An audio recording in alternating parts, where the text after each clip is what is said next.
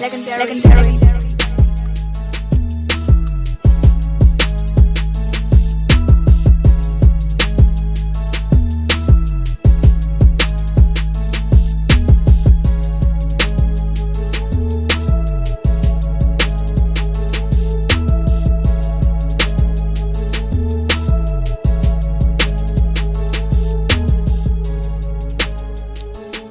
What's going on, y'all? DBN Radio live.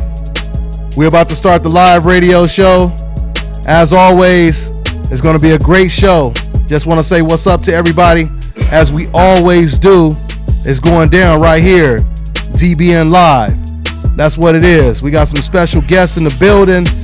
My man Milton. Big Milt is in the building as always. As always. Kirk Jackson, Miss Boxing Baby. Everything. Everybody getting ready right now. First person in the comment section, I want to say what's up to Slim King. Go ahead and rep your city, rep your town, y'all. It's about to go down like a plane crash, y'all. That's what it is. DBN Live. We got a special guest in the building. What's going on, Victor? Everybody in the comment section. My man, Coach Sheldon. I see you, Coach Sheldon. All right, my man Steve's bathroom, remodeling and repair. He said, what's up, Dante? Yeah, you got a dope plug right now, man. Yeah, he did. My man Devin Lee in the building. I'm saying shouts out. What's going on, Jimmy J Smooth Network? We about to get the show started, guys, in a minute, man, all right? We just saying what's up to everybody. We're about to get the show started in a second. We have a special guest in the building. We'll introduce him when the show starts. Big Milt in the building. For sure. You already know what it is. Kirk Jackson, Miss Boxing Baby. We got a whole lot to talk about, guys. That's right. Vegas strong, Victor. Vegas strong. That's right. My man Victor. Shouts out to Victor. Travis Chan. All right. Huntsville, Alabama in the building. England. I see we repping England. My man from England, Kevin. What's going on, man? Worldwide, baby. Uh-huh. International. You know what it is. My man Raymond, what's going on? All right, guys, we're about to go ahead and get the show started. There will be a small pause, guys, before the show starts, and then we'll go ahead and get it in. Once again, we have a lot to talk about. Oh, yeah. My man said, what's up and respect all the way down from Brazil. Love your channel. I appreciate that. Death Splatter, what's that? What it do, Marcus McDonald? If I got your name right. All right. Yeah, Marcus shouting out Big Milt, hey, San Diego, down the street from the house. All right, guys, we're going to go ahead and get it in, guys, in a second, all right? Once again, there'll be a small pause, and we'll see you guys in a second, all right? All right. Dante's Boxing Nation. And let me tell you something right now. If you guys are looking for the best fragrance products in the world, you need to go to ashkicking.com. That is ashkicking.com. Keep your home smelling fresh and clean with Ash Kicking fragrance products. Treat your skin and hair with Ash Kicking all-natural health and beauty products. Everything you need to create a comfortable home living environment and create a comfortable space for entertaining. The best incense burners in the world, home fragrance products, and health and beauty products. Go to ashkicking.com. Brothers and sisters! Brothers and sisters! I don't know what this world is coming to.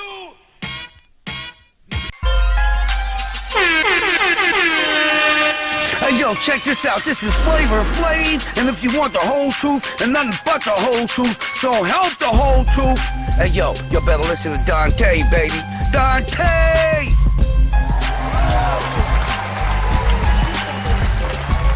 Another one.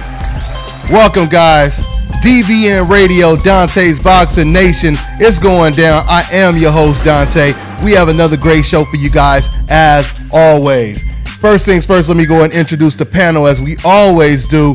What's going on, I got my man Big Milt over here. What's going on, Big Milt? Everything cool, Dante. All right. Also, this man right here, you guys can see his articles on boxinginsider.com. My man Kirk Jackson. What's going on, Kirk? What up? How y'all doing? Good. All right. And Miss Boxing Baby. What's going on, Miss Boxing Baby?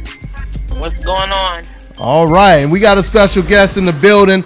This man's going to be fighting against Anthony Durrell out here in Las Vegas, repping right now.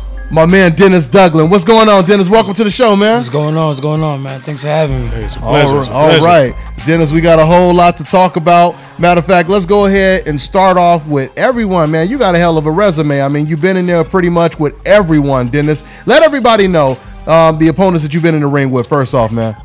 I mean, Steven Martinez, Jamel Charlo, David Benavidez, George Groves, and now Anthony Durrell coming up a couple weeks. All right, we fight whoever whenever Al Heyman hits me up and they offer an opponent, we don't ask for the bread. We just would date and we want to fight, man. That's what I'm here for, man. And you basically ready. And you have an interesting story, man, because this is a rare story. Basically, your mom is your trainer, Sophia Douglin, right? If you could just kind of explain that story, because I was just telling you, you know, my history with, you know, my mom and me boxing. And matter of fact, just go ahead and explain the story of how that all came along. All right, so we're from Brooklyn, New York, and I was 8 years old. I got into a little altercation with a 10-year-old. So, I mean, it couldn't have been that serious from my memory. But apparently I didn't do too well in the altercation. I didn't win. I come home, I'm crying like, "Mom, he beat me up." She called me a punk. And she was like, "You gotta start, love, boy. You gotta start boxing." Granted, she was boxing. My uncle was a professional boxer and a trainer. So she told me I had to come down to the gym and start boxing. I hated boxing. I'm not gonna lie to you. I hated boxing. I'm not one of those guys that just loved it and grew it. No, I couldn't stand it. I tried to make up an excuse to not go to the gym I only had to go once a week too. Once a week. Every Saturday morning, I used to make up a reason. It was a punishment at first, or what? It felt like a punishment forever until I was like 2 years in. And another kid joined up. I was 10 years old now. Another kid joined up, and he was there for like 3 months. And we had to spar. He started beating me up. And I'm 2 years in. He's 3 months in. He's beating me up, dropping me, making me cry. And my competitive nature kicked in. I'm like, all right, you know what? I'm gonna train to beat this kid up, but I don't want to fight. You know what I'm saying? I just want to beat this kid up. And when I got better and had success with him, I was like, all right, you know what? Let's try a fight, and then just took off from there. So that's how the Mama's Boy started boxing. I was forced.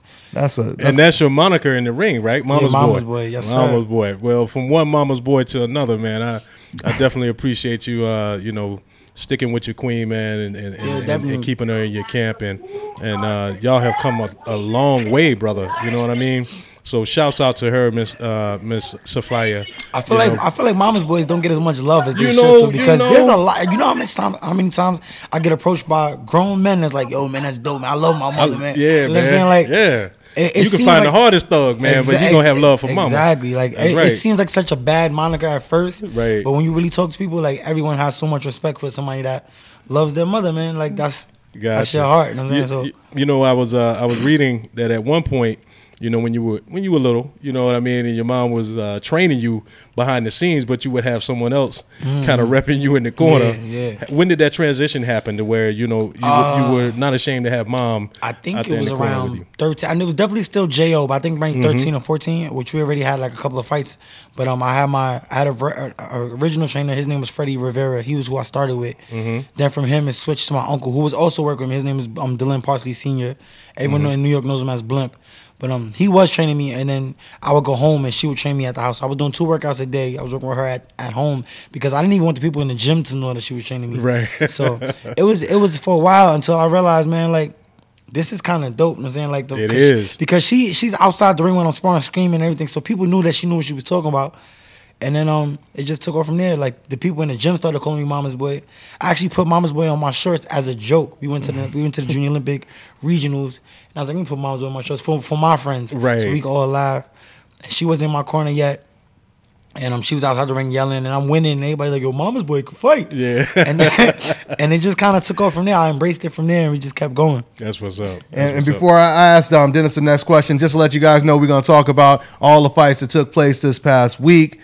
Demetrius Andrade, Mayweather Promotions. They had a pretty good fight card out here at Sam's Town, out here in Las Vegas. We're going to talk about all of that. But Dennis, I want to go ahead and ask you, you know, a lot of people don't know your history. They don't know you were in a reality show. It was Knockout, right? Yes, that was the one that Floyd Mayweather Sr. was in, right? Yes, and then Guerrero. Yes, Floyd Mayweather, Guerrero, and Zab's father. I don't want to say his name. Yoel Judah? Yes, Yoel Judah. Yeah, Yoel Judah. And you won the tournament, right? Yes. Yeah, speak on that, man. Elaborate on that if you can. Yeah, so I took a fight with this kid named Angel And I don't think much of him as a fighter. He's a great person, I'm sure, but I didn't think much of him as a fighter. We took the fight. I didn't do well in the fight because I had a lot of personal issues, which we could get into a little later too. But I had some kidney problems and stuff like that I was dealing with. But I still fought, and I lost him, and I knew he wasn't good. So that happened, and then probably like 2 months later, the people reached out to me about being in a reality show in Las Vegas.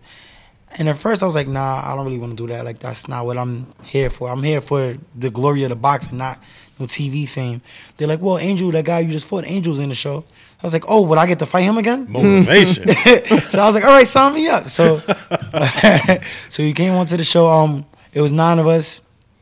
Each person, the team, we trained with all the trainers, and then the trainers decided who they wanted on their team. And I was chosen by Mayweather Sr. to be on his team. And it was a great experience. He brought me to Mayweather's gym. I was able to spar some of the Floyd's fighters, like Luis Arias, who's not with Floyd anymore, but great fighter, undefeated fighter, getting ready to fight Daniel Jacobs, I'm sorry. Right. And got to spar him and work with Floyd, and I feel like I learned a lot. We won this show. I got to get my little rematch, although it's not officially on my box fight, but he know what happened.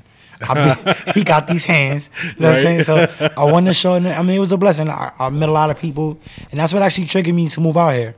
The show. So the show didn't really take off. No one's seen the show, but it did a lot for me, for my career, just being around the Mayweathers and stuff like that. I met Floyd Jr. through the show.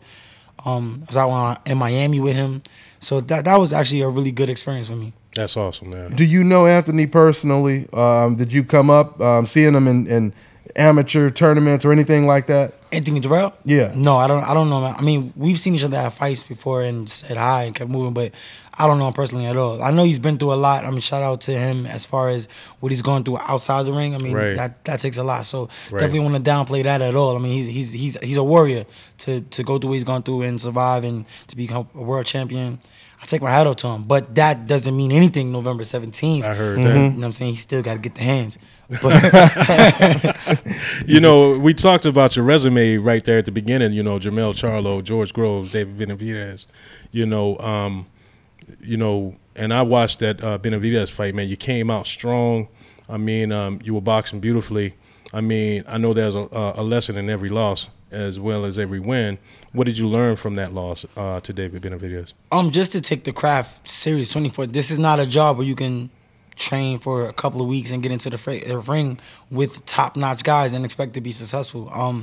I was not training as hard as I should have been training before I got the call for the fight. Then we got the call with about 4 weeks, which if you're in shape, that's a pretty good amount of time. But I wasn't in shape, so it was 4 weeks notice with me not training at all to try to jump in and get some training in and to fight a guy at David Benavidez' caliber.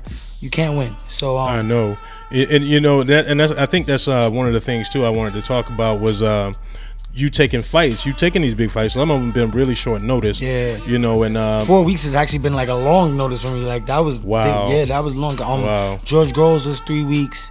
Jermell Charlo was, I think, it was about 3 or 4 weeks too. Because they put his name out there, but me and Jermell were actually talking, and he was like, "Nah, I'm not gonna fight you." And at that time, I'm saying I was a lot younger, and I took Jermell saying he's not gonna fight me as him saying he was scared of me. But he was looking at it as on a business standpoint, like, yo, you the mama's boy, I'm a twin, we have 2 good stories, we can fight for millions of dollars later, like let's not fight now. I looked at it as, oh, you soft, you don't wanna fight me? 3 weeks, I'm gonna beat you, you scared of me, so let me take the fight. But that's not what he meant. It got you. You know what I'm saying? Who was the hardest puncher you've been in the ring? You know, because a lot of people talk about David Benavidez's power.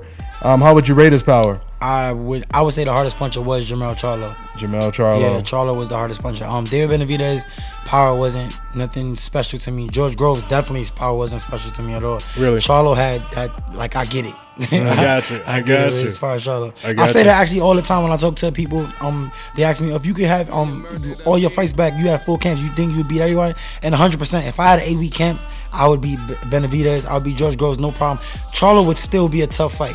I give him that. Like, hey, man, that's I appreciate that. Yeah, I appreciate Charlo would still be a tough that fight, candor, man. Yeah. That you don't get that a lot in the fight game. So real quick, you know, Go ahead. Go ahead. No. You go ahead. So real quick, since we talking about Charlo, did it surprise you? His brother Jamel knocking out Lubin in that first round. That's actually the brother. That's actually Jamel. Okay. Did it surprise you? Did it surprise you that he knocked him out in the first round? Though I'm gonna say the surprise was that it happened in the first round. I'm not gonna say that him getting a knockout was surprising because Lubin is great. Taking nothing away from Lubin. Gotcha. I just think he was put into that fight a little bit too fast. Hey man.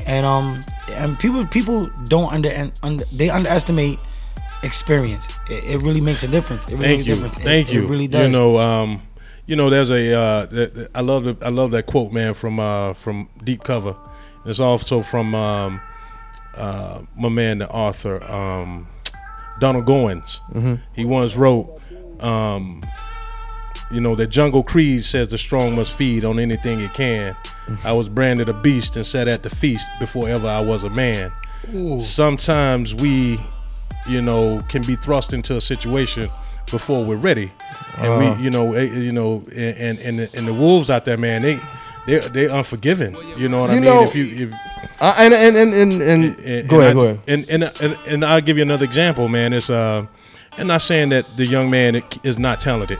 But Javante, I'm talking about Javante Tank Davis. Oh, okay.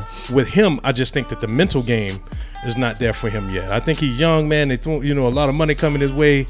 He's still hanging in them same haunts he used to be in back in the day, and now he's looking, he's facing some jail time. I hope everything works out for that young man. You know what I mean? Yeah. But sometimes we can be giving something a little bit too early, man. Tyson. I agree with that 100%. Yeah, but that's true. And then inside the ring, if you're fighting for them titles, man, a little bit too fast, I think that that ring experience, you can't knock it. You can't knock it. But when it comes to me personally, when it comes to ring experience, I truly believe Lubin, he was ready. He just got caught with a shot. Just like when Manny Pacquiao got caught against Marquez, running into that right hand. Because, he tried to slip the right hand. He thought the right hand was coming over, and it came underneath. That's just me personally, but Charlo hit it with again too. I think where experience takes place is because if you watch the first round, I watched the first round like 6 times. If you look at his body language, he had no respect for Charlo's power in the beginning. He stepped right to him, was jabbing up and down and stuff like that. And I feel like that lack of you can be a warrior and be tough, but that experience teaches you respect. I'm gonna respect this man and do things a little bit smarter. So he stepped to Charlo, and you can see their first little altercation, the first couple of punches, Charlo hit him with the right hand, and you can see his whole body language change. If you watch the fight again, watch it again. Around like a minute and a half, Lubin gets hit with a little punch. I saw that. And you can see you can see his face, how he started responding. Like he started like jabbing from a distance, not stepping in anymore. And I feel like he was overwhelmed. He wasn't mentally prepared for this man can punch. You know what I'm saying? So you have to fight him a totally different way. Yeah. So I feel like that again comes with experience. Yeah, you got caught. And I think you don't put. So you did pick Charlo going into the fight then. To be honest with you, which is gonna be crazy. I actually made a bet with Kendall Holt. Not Kendall Holt, with Sean Cameron from New York, another professional boxer. I bet on Lubin because I think Lubin's a great fighter, and I'm not too fond of the Charlos. Granted, I lost to him, so so I'm not too fond. So I wanted Lubin to win, but I'm smart enough to know that he was in a real fight, and I'm not sure if he had the experience. So I'm hoping my brain was telling me Charlo, my heart was telling me Lubin, so I went with my heart because I wanted Lubin to win. But I put it like this too. I think the ring experience comes into play if he's fighting someone not of Charlo's caliber and he gets hit with that shot. It might not be as devastating a punch. I agree. He may have survived that. You know what I mean? And he learns a lesson that, hey, I don't do that. I don't put myself into that position again. Ring experience is something that you grow with that. And then I think by him kind of jumping out there a little bit too soon, he didn't get enough rounds under his belt. He was knocking some cats out early too, not getting a lot of ring work. Exactly. In the fights that he was in. He hasn't been hurt, so he didn't know how to respond to being hurt, how to not show it as much. There's a lot of stuff you learn in that ring. But Jamel was never hurt like that before either, though, right? I don't think Jamel's ever been hurt like that. No, he hasn't. He's been in with stiffer competition. No doubt. Jamel is the one that fought He fought the guy that he just. What is his name? The one he Hatley. Just, no, Hatley B-Hop. Well, I don't know. That was a long time ago. The one from St. Thomas or not B-Hop. John Jackson. Demetrius John Jackson. Yeah, I mean, I think he was hurt in that fight a couple of times, or he was definitely outclassed. Jackson caught him. Yeah, he was. He was outclassed for a while. You know what I'm saying, and he showed grit for making the adjustment. And Shields got onto him. Yeah, and pulling that fight out. And Shields kind of got in him, and it was like, hey man, you need to go ahead and take this dude. But I will say this, man. And I like to think I hit him with a hard shot. Yeah. You know what I'm saying? Like, y'all don't write me off. Yeah, I'm not writing you off. No. Did he say anything to you after you guys fought? What was the conversation like? He not really, because I'm not the type of person that wants to talk to you after you beat me. So he was trying to talk. I mean, he spoke to my mother for a while. And there's no, like I said, there's no disrespect to him. Like, he's a fighter. We're in this. One person has to win, one person has to lose. But if I'm the one that loses, we're not friends. I want that fight back. You know what I'm saying? So I have nothing to say.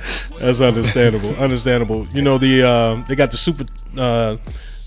super tournament going on right now. Up next is George Groves and Chris Eubanks Jr. Who you got in that one?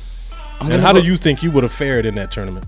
Well, I personally, again, with a full camp with any of those guys, I definitely think I'm beating all of them. That's what's up. I've done a couple of rounds with Chris Eubanks, who's a great fighter, but you could ask anybody at Mayweather's gym. I got the better of that work. But sparring and fighting are two different things. I know people that are terrible sparring and turn up under the lights, and then vice versa. I know people that are great in sparring and not good under the lights. Gotcha.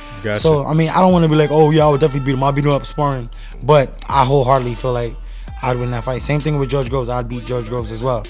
I've even sparred with Jamie Cox, the person that George Groves just beat. So I've been in the ring with a lot of these guys, man. So I definitely would. After I get past this fight, I'm excited for the names. I want names. I feel you. And speaking of you sparring, and real quick, man, let me just go ahead and give a shout out to my man Ed Valencia, showing love in the chat section. He said, "Glad you back. Appreciate all you do to provide a platform sharing and forth that people can learn from. I'm about to get me one of them shirts. Love to your crew. Good looking out, Ed Valencia. I appreciate it, man." Yep. Now, my man Dennis, you sparred with Luis Arias, and like you said, he's about to fight against Danny Jacobs. What do you think about that fight, man? All right, so growing up in New York, I've done countless rounds with Danny Jacobs. From the time I was 12, me and Danny been in the ring together. Wow. And shout out to Danny Jacobs. He's a great fighter, man. A great, awesome dude. I'm a fan of him more as a man than I am a fighter. Danny He's a tremendous individual. And then shout out to Cuba as well. Two great dudes fighting. Right. I wish no ill will on either one. I think it's gonna be a great fight.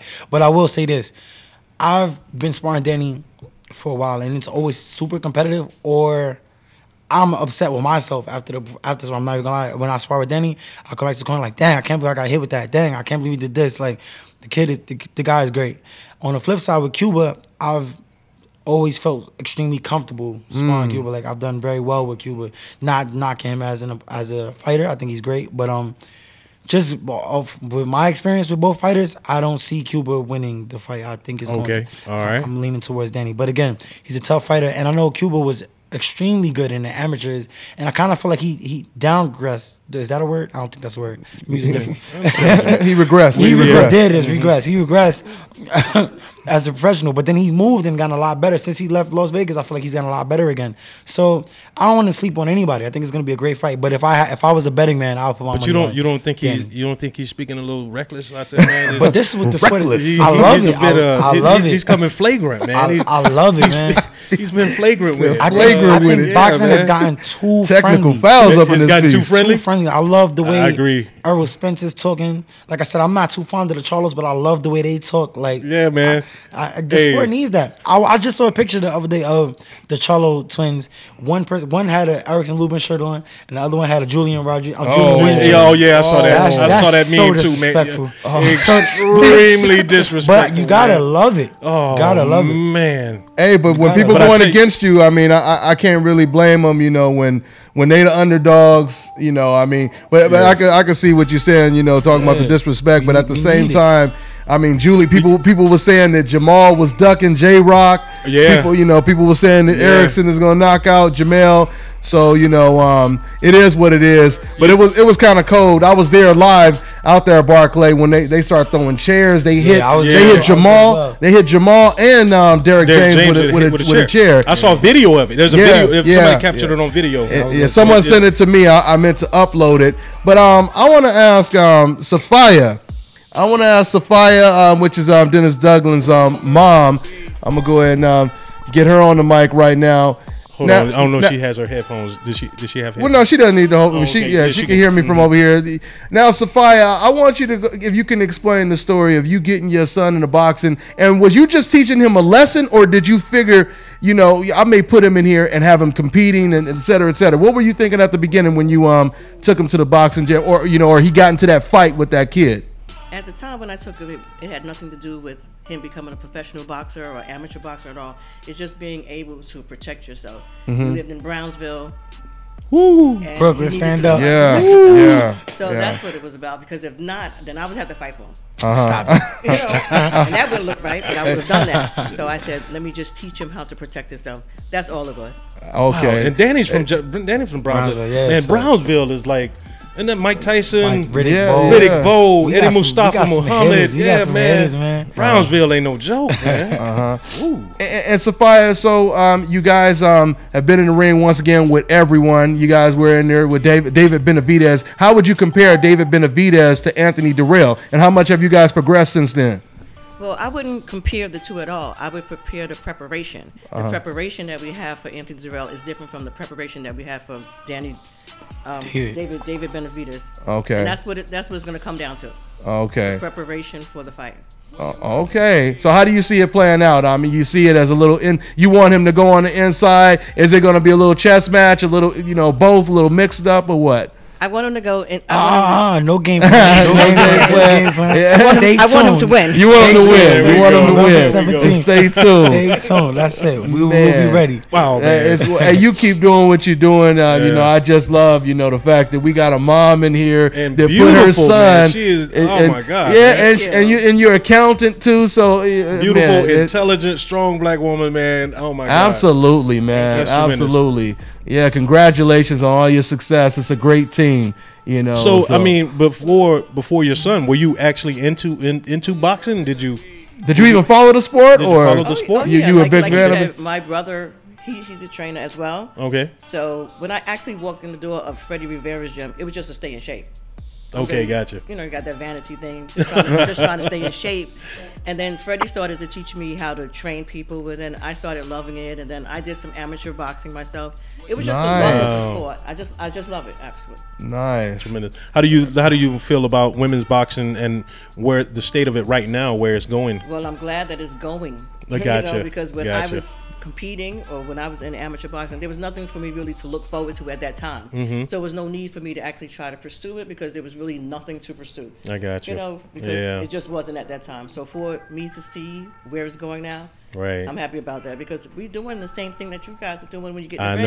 I know. It's the same thing. So now that we get a little bit more notoriety, I like that.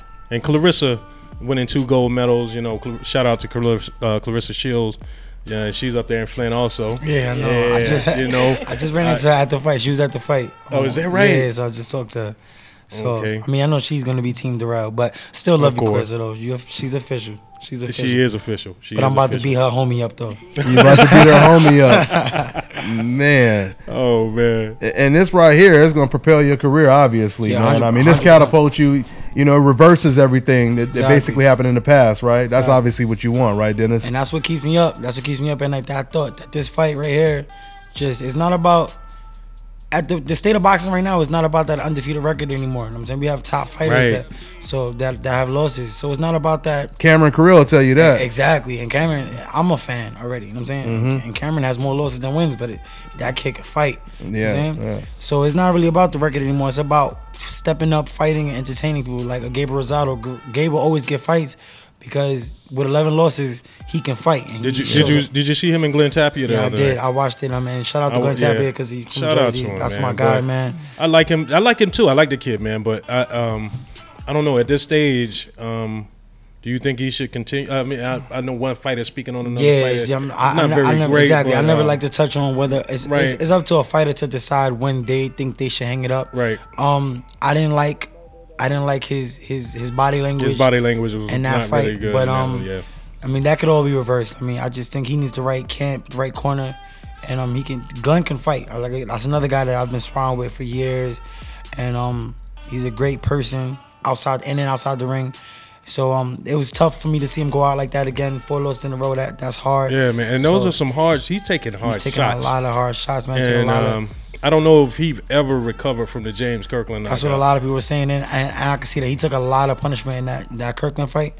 And that last shot, I don't know, Steve Smoger, I think that was the referee at the time. Yeah, Steve stepped in, and James hit him again. He hit him again, man. That was. And real quick, we're going to open up the phone line, guys, in a minute. I appreciate you guys waiting on hold. Go ahead, Milt. Yeah, I was just talking about that last shot that James Kirkland got in on Glenn Tapia, man. That was a devastating knockout.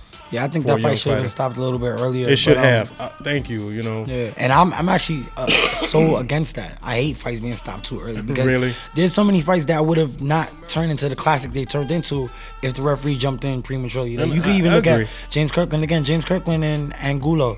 You could have stopped. You could have stopped the fight, and Angulo could have won in the first round. That's true.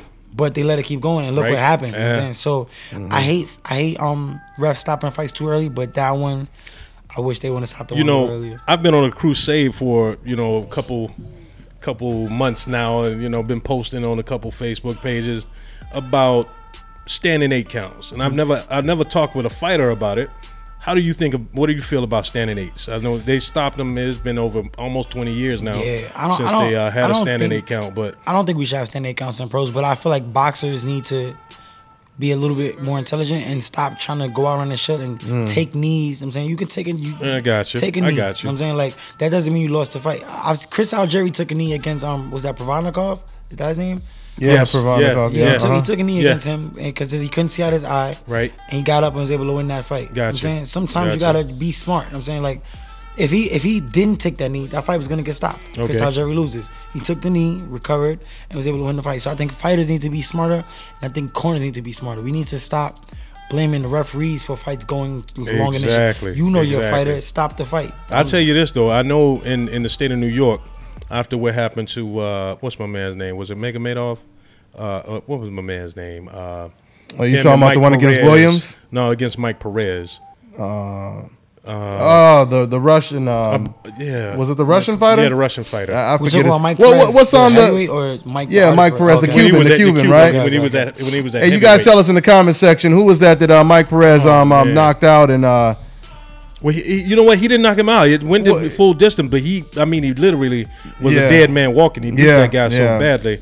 And New York State Athletic Commission, got the lawsuits, and I mean, it's been I know in New York it seems as though they're stopping fights, or either the referee and the doctors intervene in between rounds more often right now. It seems like in the state of New York than anywhere else that I've seen. But I think it's a great precautionary measure for the fighters, but.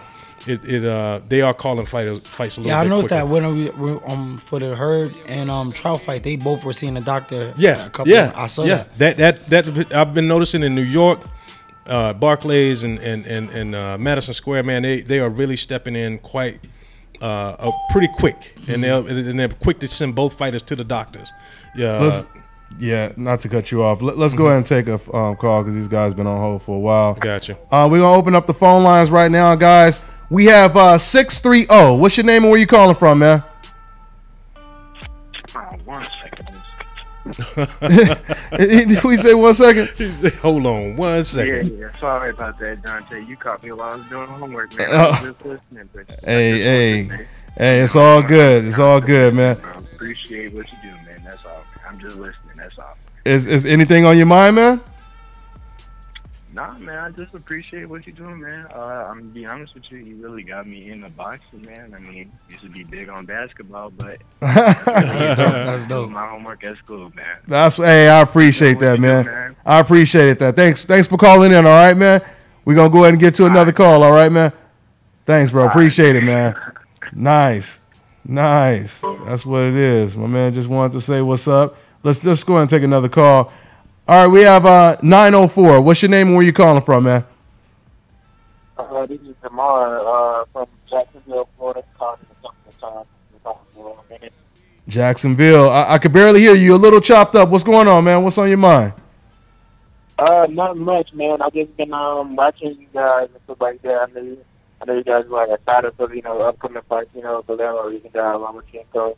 And is Denis Douglin still there? Yeah, he's right here, sitting right next to me.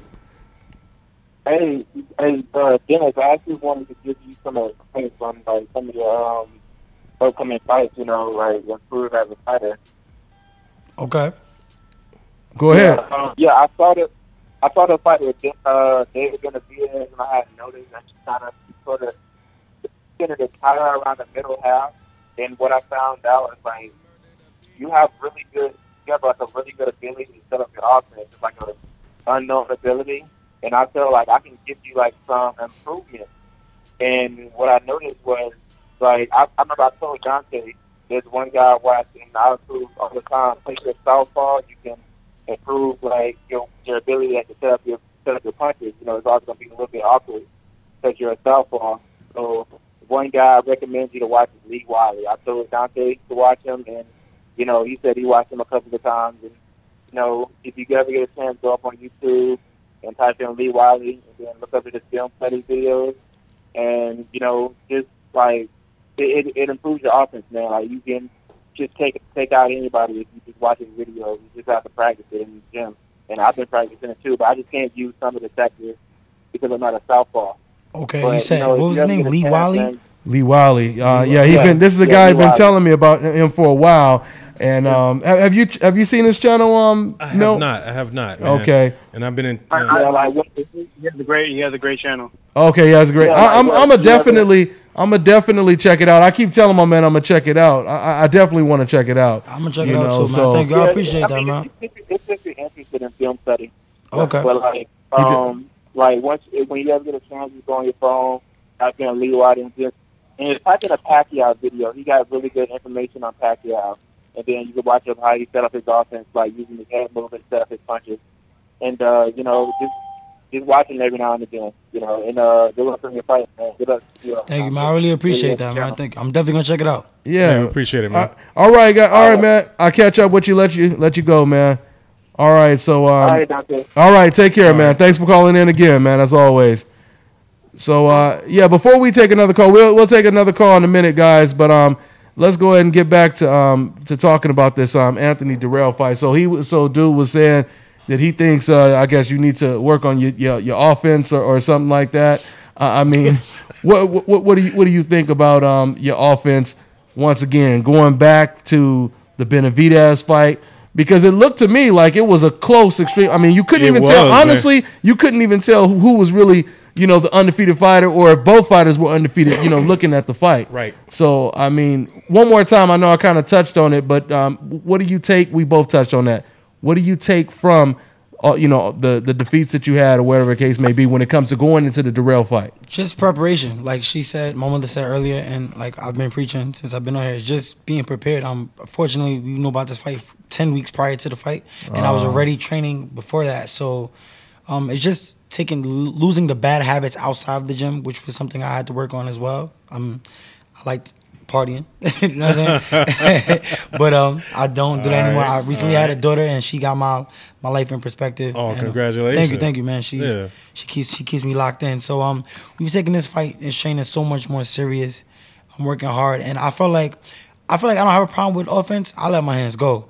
I think I have to be smarter with which he said, which setting up my offense. I'm coming in behind the jab, stuff like that. So that's all stuff we worked on for this camp, being a lot smarter, but still being busy. You're gonna see that same busy fighter from the David Benavidez fight, but you're gonna be able to see him do it for the whole fight. For the whole fight. You know, and I think that was the and this is 10 rounds, isn't it? Yeah. 10 rounds, yeah. And so I mean, I think that was the key, because you opened up on Benavidez, man, similar to the way that Trout opened up on Hurd, the experience factor. Exactly. Trout opened up on Hurd, man. And, Trout looked great in the beginning. He looked great in the beginning. Yeah. But I think he had too many miles on him. I think with yours, it probably and also you can see the Hurd, he continued to walk forward. He was kind of almost forcing Trout to work a little bit more than he wanted to. I don't think Trout had the power to hurt Hurd. He did. Thank you. And when you can't, and when he hitting him with everything with the kitchen sink, and he's still coming, he's still coming forward. Hey, man, that mental pressure. Exactly. He put mental and physical pressure on top. know, the interesting Hurd thing is a big middleweight. He's a big junior he's middleweight. Good fighter too. And I see a lot of people talking about he needs to get better at boxing. But if you watch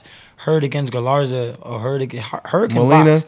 Yeah, he looked good against Molina. Yeah, he can box. And Garza. He just game plan. He can box, but I won't say he got holes in his game, but his footwork is not that tremendous. He sits down on a lot of his punches because he got that big punch. Yeah. I don't blame him. When you get hit like that, you know what I mean? Yeah, of course. Oh my God! But I actually would like to see Hurd and Lubin if Lubin is able to get a couple. I would love to see that. Man. I think I just want to see how Lubin is going to come back because we know how psychologically. You know, and you know, you've been on both sides. You know, you've been undefeated. You know, you dealt with your L's. You came back. So we'll see if even Lubin can come back the way you came back. It's like there's different ways to lose, and there's different things that affect a fighter. In my opinion, I feel like some fights, some losses. I'm saying I've never been. I mean, I've been stopped before in a fight. I'm saying, but like I've never been out, pummeled. You know what I'm saying, like you look at the way Lubin got put out.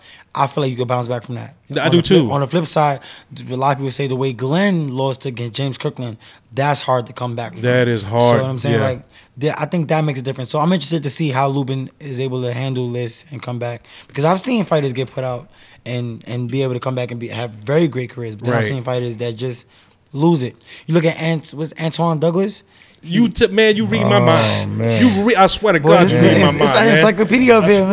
I swear to God, you got that knowledge too, bro. You got that knowledge. I don't know, man. I mean, I'm a fan. I'm a fan first. I am. So, gotcha. So there's a lot of fighters coming up that have less fights than me or worse records than me that I'm truly a fan. I'm a fan of Cam McCrell.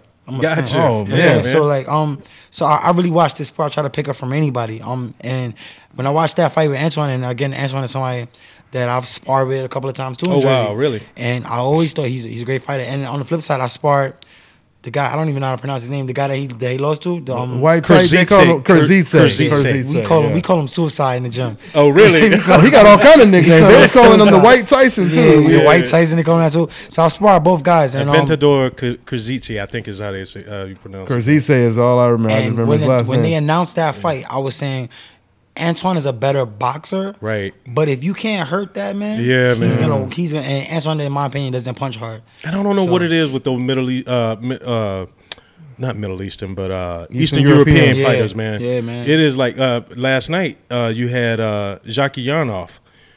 He was the cat that it was yesterday. Him and Irish fighter. Yesterday, I didn't watch. He's the guy that beat Rashi Warren. Oh, okay, yeah. Remember Rashi? Jackie Yarnoff. He lost yesterday. Oh, did he? Yeah, he lost. And Gasayev won. Ryan Burnett. Okay. Ryan Burnett. Man, I'm telling you, even though Jackie Yarnoff was, in his chest the entire time, dude was stepping back, catching him with some good shots. And he outboxed him. But I mean, and he had an iron chin too, because Jackie Yarnoff would not stop throwing punches. You know what I mean? They could have fought this in a phone booth. It was I'm talking about inside fighting. It was jostling on the inside, man. It was some headbutts. It was a good tactical inside fight, the entire 12-round fight. And I got to give it out to Burnett, man. He pulled off I think it was an upset, because I think a lot of people picked Zakyanov to win that fight. And it was a unification fight. Yeah. And it was junior bantamweight, I think it was. Okay. Let me ask Sophia one more question, or maybe more than one. But Sophia, have you been studying any of his the opponents before? Anthony Durrell, the Badu Jack fight, other fights that he was in. Have you been studying any of those fights to prepare for your son's fight with him? Yes, me along with the team of other trainers that I work with. But I study Denis more so than studying them. I study to work on the things that I need to improve with him. So he can go in there and be the best Denis Douglin mama's boy that he can be. Opposed to just studying what they do. Because everybody come into different fights different ways. Yeah, that's true. They may not. I need to make sure that he's the best Denis that he's going to be on that day, more so than anything else. Very smart. Very smart. Yeah, one thing that she does that is very interesting to me is that she'll go on YouTube and watch my fights and find everything wrong with me. Like, this is what they're doing. They're watching you, so they're gonna capitalize. Perfectionist, nice. They'll capitalize on this that you did with Dave Benavidez. You did this, you did this. So that's very interesting. I hate watching myself, which is kind of crazy. Oh, really? I hate watching myself, but she watches me all the time. And then Gotcha. we've been studying Anthony, and one thing I will say, again, I don't want to give away too much about the game plan, but one thing I will say, everyone's banking on this power that Anthony Dura has, and they're saying he's going to be strong and gotta watch his power. And of course, I'm training for that and preparing myself for a big puncher. But I don't see where people see big puncher from Anthony Dura. I mean, granted, he fought the guy he fought in January. He demolished that guy, but the guy was taking his punches fine and just walking through him. Badu Jack walked him down. You know what I'm saying, like, Yeah, he did. Saki Obika, who, I mean, he does it with everybody, but Saki Obika took all. I don't see big puncher, but we're preparing for a big puncher, so if that's what it is, I will be prepared for that. But I don't see big puncher. I see a tough fighter, and I'm fighting him in his hometown, and I'm coming in on the B-side, so I have to fight big, and I have to win big in order to hope for a decision. I know I have to win big. So if there's a close round that I pulled out, I lost that round in a lot of people's eyes, and I'm preparing for that. But I don't see a super special opponent. That's no disrespect to him. I'm just real to me. And this fight got put together because I started calling him out on Twitter about a year and a half ago. I started calling Anthony Dura, like, fight me, and he was like, you haven't fought anybody, and I'm like, right? Who did you fight, Mike? Like, who did you fight? And this is not coming at anybody that he's fought before, because one thing I have is an utmost respect for all boxers, whether you're 1-20. I am the exact same way. I have respect. You step in that ring, man, you put your life on the line for entertainment of other people.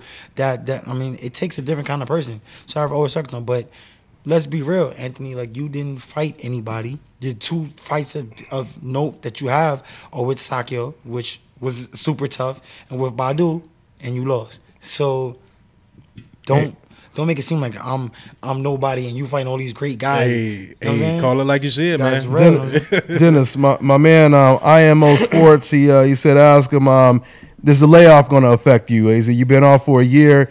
He said, is that going to affect you? You know what? That is something I think about a lot, and I try not to dwell on it. The fact, because I've been active. Right after the fight, 2 weeks after my last fight, I went to Canada. I was in camp with David Lemieux, and then just have been busy with training and sparring. But I know it's not the same as being under the lights. But there's nothing I can do. Right. You know what I'm saying, but right. train and prepare myself in every aspect, physically and mentally.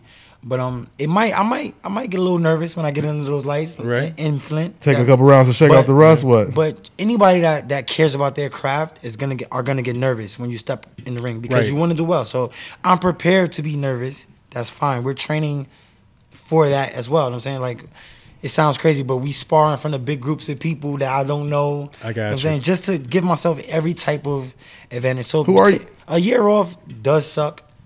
I'm saying it's not because of me. I wanted to fight, but I mean, you know how it is. You know how the boxing game goes. You lose, you got to sit down. So the year sucks, but I don't think it's gonna affect me to the point where it's gonna hinder me from performing. I'm excited to go to Flint, Michigan, and fight in his backyard. And he's happy about the Flint, but I think that puts more pressure on him. I have no pressure. I'm going in your hometown. You're supposed to win. Gotcha. You know what I'm saying? Right. I'm coming to take that from you. You know what I'm saying? Like, you have to win unless you failed. You know what I'm saying? Like, if I don't win, which I'm going to win, just so y'all know, but I'm going to win. But if I don't win, that's what everybody expected. Right. You know what I'm saying?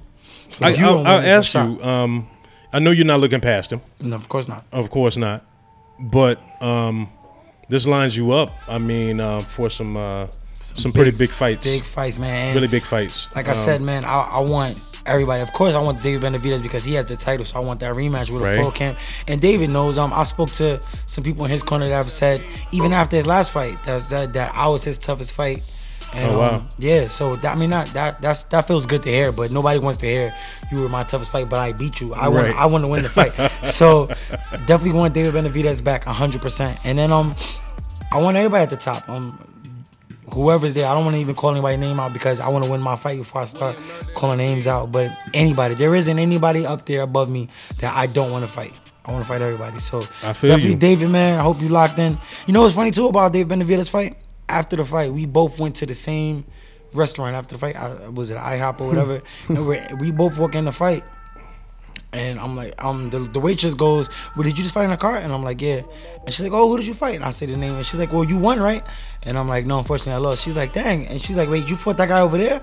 I'm like, yeah. She's like, I thought he lost. Look at his face and look at your face. Get out of here. Wow. Real story. Like, his face was all beat up and bruised. I mean, I had no cuts on my face. I was fine. Again, that doesn't matter because I lost. It doesn't matter. But it just goes to show that I know with the proper preparation, I can be a top name in this sport. I think I have all the tools. I just gotta show it. It's November 17th, so Anthony Devereaux's my canvas. You know what I'm saying? I'm about to paint this masterpiece on Anthony Devereaux. You know That's what's up. And Coach Sheldon, he said, ask him who hits harder, Lemieux or Charlo, but he already answered that. He already said it was Charlo that hits the hardest. I mean, granted, Lemieux was sparring, but I didn't think Lemieux had any devastating power. I would definitely say Charlo. Sparring wise, I would say the hardest hitting sparring person I've sparred. Sparring person I've sparred. That sounded dumb. But the hardest hitting person I've sparred would be Canelo. Alvarez. Interesting. He hits hard. Oh, really? Canelo hits really hard. Canelo hits hard. I sparred with Canelo for his James Kirkman fight. Gotcha. So I was in his camp in San Diego out there. Right. And yeah, he hit me with a body shot, and I went back to the corner, and I was like, "Mom, I'm not gonna lie, if you hit me with that body shot again, I'm gonna body slam him." Wow. So, Canelo hits hard, definitely. Wow. Canelo. You've been in the ring, man, with some oh yeah, immense man. talent. Yeah, man. we've been all over the country, and been in a lot of people's camps. So that's a blessing as well, just to see how people of that caliber prepare for fights. The professionalism that they have in their training camps, right, is one of the things that I think I was lacking. You know what I'm saying, like, okay, I had the talent, and talent gets you really far in the amateurs.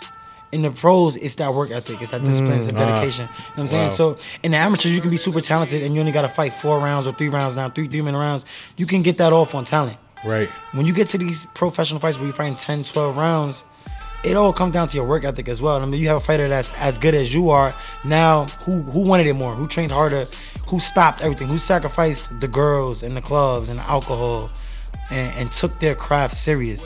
That's the people that are making it to the top. Those are the Sean Porters in the world and the Danny Garcias who maybe weren't as talented as you, not disrespecting them, but maybe weren't as talented, but always had that discipline, that work ethic, and that's what separates people at this level. Yeah. So I have a big respect for people that take their craft serious, and that's one thing that Mayweather always did. With all the talent he had, right, the crazy thing about Mayweather is, in my opinion, he set the blueprint out for people. He made the blueprint public. Right. You can watch him work out. He lets people come to the gym and watch him spar all those rounds, get out, hit the bag for 10 minutes straight, hit the pad 10 minutes straight, hit the speed bag, jump rope. He does everything. He's in the gym for 3 hours, 2-3 hours every time he's in the gym. And that doesn't even talk about the stuff that he does outside of the gym. Yeah, right. Yeah, that's what I was about to say. Yeah. So I mean, he put the blueprint out there to be followed. It's about your craft. You know what I'm saying, working. So I think that was one of the things that I was lacking, and we've definitely zoned in on that. Can you speak on your management now? Because the thing is, I know you were saying that, you know, when you all came in, we were saying, we were joking that, you know, you don't turn down any fight. It's obvious, you know, but and Mom was saying that, you know, hey, we probably should have done that a couple times. You know, speak to your management, how they're carrying you now, how they're looking out for you now. I work with Al Heyman as far as an advisor. So I don't think that's considered a manager. I also have a manager as well, but he's an advisor. He's an advisor. So he helps me. He gets the fights and stuff like that. And right and now, if my man Juan wants to say anything while you talking later on, you can say something too if you want. And first off, shout out to Al Heyman and his team. They have and I won't say that they done. Nobody did you dirty. I won't say that. Of course not. They have a lot of opportunities. Sometimes you just gotta take it whenever it comes. I've always been the type of person that doesn't like to back down. I'm saying that's just how I was raised. We don't back down for anything. We accept all challenges. So Al Heyman and his people did nothing wrong in offering me the fights that they've offered me. I did stuff wrong in the fact that I wasn't taking my career serious, and I would just train. If you offer me a fight in 3 weeks, I'll lock in for 3 weeks, but that's not enough.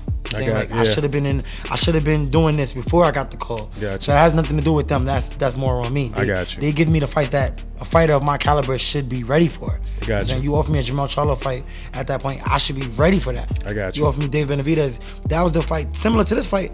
That was the fight that could have changed my life back then. Right. You know what I'm saying, David Benavidez is now a world champion. So you're telling me if I beat him, I was 2 fights away from a world title shot myself. Gotcha. But you know what I'm saying? Like I put myself in the positions I put myself in. Al Heyman has done his job. His people has done. Well, that's big of you, man. That's really big of you. I gotta do my job. Mm-hmm. That is big of him. So we're gonna go ahead and wrap it up with my man Dennis Douglin. Is there anything else you want to say? It's November 17th. Matter of fact, is it gonna be on?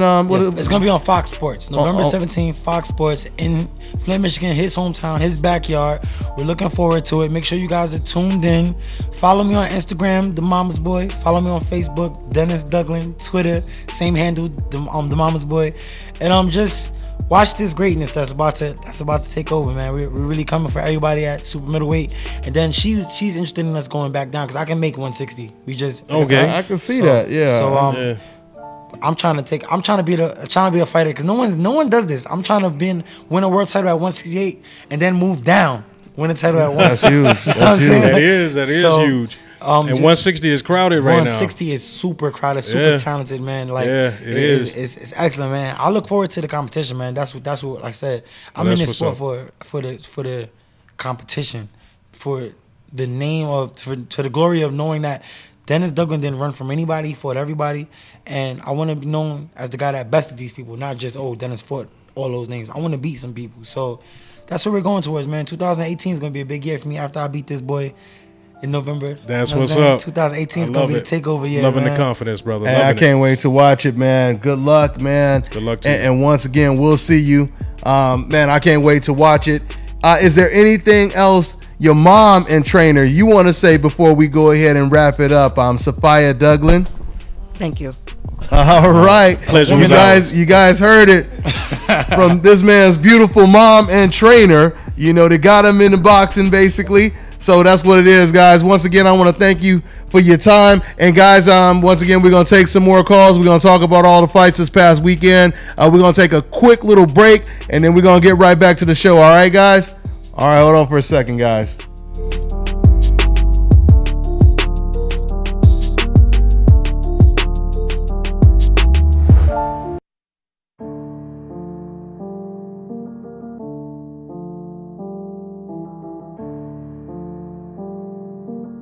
Luxury Beats.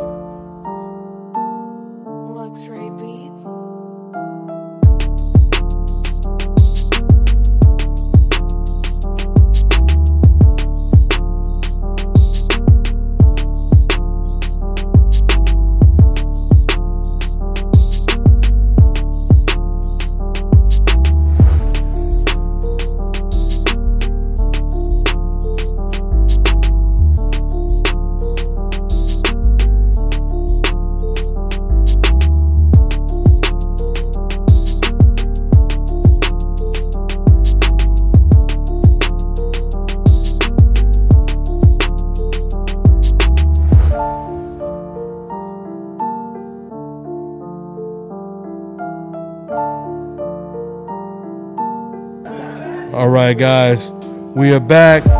We just wrapped it up with Dennis Douglin and trainer Sophia Douglin, his mom, and we're gonna go ahead and get right back into the mix and the swing of things.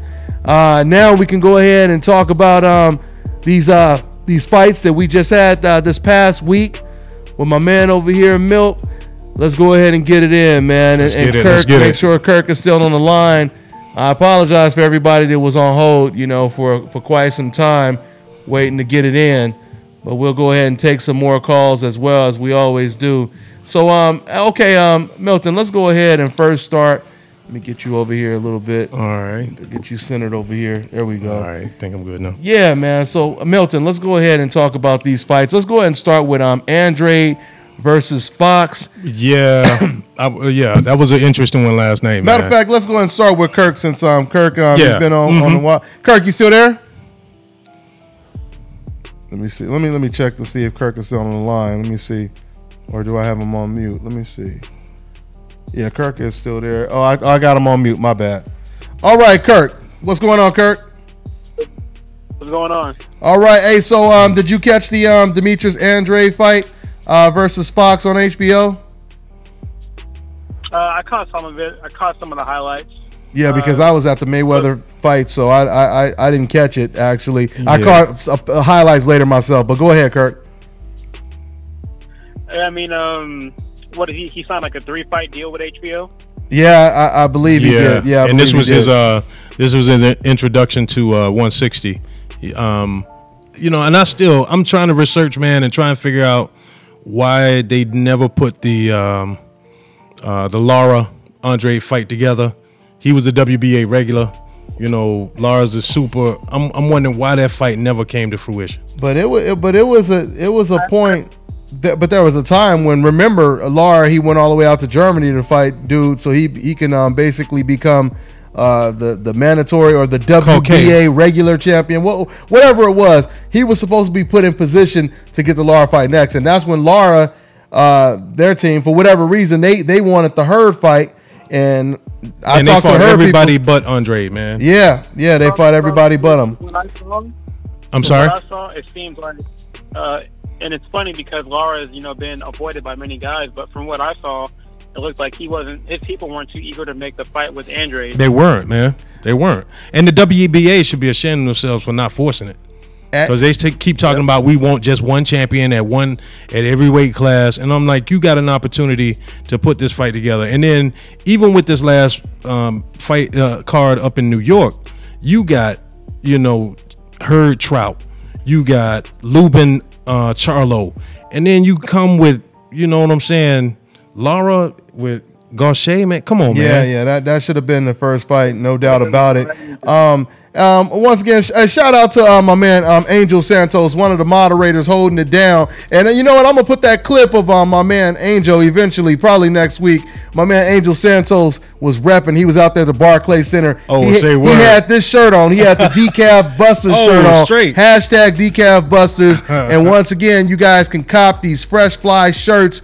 Just go ahead. The website will be dropping where you guys can cop the shirts. But for now, you guys can go ahead and email me at Dante's Boxing Nation. Send me your size, your color, and we'll have you looking fresh, dope, and fly like your boy DBN and Big Milt over here right now. For sure. You know what I mean? But Angel Santos, the reason why I shouted him out, because he's shouting out the sponsors right now in the comment section. That's right, Angel. He said, rep that. Go ahead and get your box runner shoes, man. Those box runner shoes are dope, man. Matter of fact, those are going to be the future of boxing, where you could basically run in those shoes and you could get in the ring and box and spar. So matter of fact, Angel, he put the link in the description box, and ashkicking.com. Check out that dope-ass website as well. That's pretty much what it is. Milt, getting back to this situation, I think this is interesting with Demetrius Andrade, with him signing with HBO. I'm starting to feel Danny too, Yeah, that's what I'm about to say. Milt, you tell me what you think about this, and Kirk, but I'm starting to feel that HBO is finally starting to realize that, we keep trying to get these hopeless fighters that, may resemble, someone like a Golovkin or whatever, and they starting to realize a lot of the fighters that stick around and keep winning happen to be the fighters that they weren't rooting for at first. Exactly. And now they're starting to be like, we need to go ahead and get this money. You know, Demetrius is still undefeated. Yes. Rigo's still undefeated. Hell, Floyd Mayweather, Andre Ward, who just retired. These are the fighters that were on a coincidental list who remain undefeated for quite some time. And I'm thinking, do you think HBO is starting to pick up on that? You damn right they're starting to look at it, man. Yeah, they know that they're missing out on money, for one thing. Because if it don't make dollars, it don't make sense. But the thing is, they know that talent overall is going to win out every time. Absolutely. And they looking for talented fighters who they know are going to be undefeated, who are going to be bringing the fights, man. And so, I mean, you can't manufacture or you can't create, you know, some manufacture is the perfect word. You know what I'm saying? And they and you don't have to hype these guys. The talent speaks for itself. Absolutely. You know, last night with what I saw with Andre, though, I'm giving a fair assessment of it. He cracked dude early in the first round. This dude hurt him with a left hook, right? Overhand left. Yeah. Okay. And he and dude kind of went in the kind of outside box mode in a shell. He kept moving away. He didn't want to engage. Even his father, who trains him, Fox's father, who trained him, kept, he implored him, man, come on, man, you got to fight. You ain't gonna fight. You ain't gonna win if you don't throw no, you ain't throwing no punches. And so him not throwing punches didn't open up anything real serious for Andre. But I do believe Andre should have just jumped on him like he did Willie Nelson. If he didn't jump on that kid, Nelson, he beat Willie Nelson like a drum. And I think he really probably gotten the kid out of there. But after a certain point, it looked like he felt sorry for him and wasn't going for the knockout. You know, who was that? who was that? Was that me and you talking about this where you said some people were saying that he should have? Oh, I don't remember who I was talking to. Oh, no, I was talking to, shout out to Town Business. I think it was Town Business, but shout out to Town Business. Subscribe to his channel. Yeah. But we were talking about this, and of course he was saying, he said Max Kellerman. That's what it was. He said Max Kellerman was getting on this corporate, HBO Jim Lampley talk, and he was like, yeah, but like kind of like what you're saying that it was, it wasn't a knockout, et cetera, and it's not that impressive if it's not a knockout. No. But but this is one thing we need to remember though, Milt. They said the same thing about Andre Ward when he fought against Alexander Brand. They was but he couldn't knock him out. No, and then they started talking about Shabransky. No. They started talking about how Shabransky knocked dude down or knocked him out in sparring, and compared, a sparring session. I mean, all I'm saying is the thing is, regardless if he knocked him out or not, that's I wasn't talking about the knockout, but one of the things was it was. I don't think he was fighting at one. It looked like he was getting some work in. That's what it looked like. Well, yeah, that's what I was going to say. His first fight at middleweight too. Yeah, but go ahead, Kurt. Like get the rounds in, get accustomed to fighting someone bigger. I think didn't the guy outweigh him by 13 pounds out of the fight? Yeah, he did. The guy came in around 180, if I'm not mistaken. So I mean, I still believe that he would. I would pick him to beat Golovkin. Man. I mean, I don't think the fight would even be. I don't think the fight would be nowhere near as competitive as the Golovkin Canelo fight. And by the way, guys, I finally got a chance to watch that fight again when I flew out to. Good thing I downloaded it. Shout out to Arab King. He was the one. He sent me a couple links. I told him send me a link if you find one. And I watched it twice on the plane when I flew to New York. And after watching the fight again, that is one of them rare kind of fights where you watch it again. And I did see it extremely, extremely close. And Canelo did a little bit better than I thought. Yeah. I think the reason why maybe I thought Golovkin had so much of an edge when I first watched it because I picked Canelo to win the fight easy. I thought Canelo would go in there and pick up right, off of where Danny Jacobs left off. Right. I thought he was going to pick up right there, and it wasn't the case. He was shorter than Jacobs. He couldn't get around the jab. Golovkin couldn't rely on the jab against Jacobs, but he could do it against Canelo. Right. Well, which was a little. I'll tell you one thing, man. It always makes the appearance that the one fighter is winning whoever's controlling the center of the ring. And Max and I tell you, Andre Ward, man, that cat is a savant. I love hearing him on HBO. That cat knows what he's talking about. And he was talking about how it is controlling the center of the ring when you got the guy moving around or him going to the ropes or you got your foot in the center of the ring and you just tagging dude.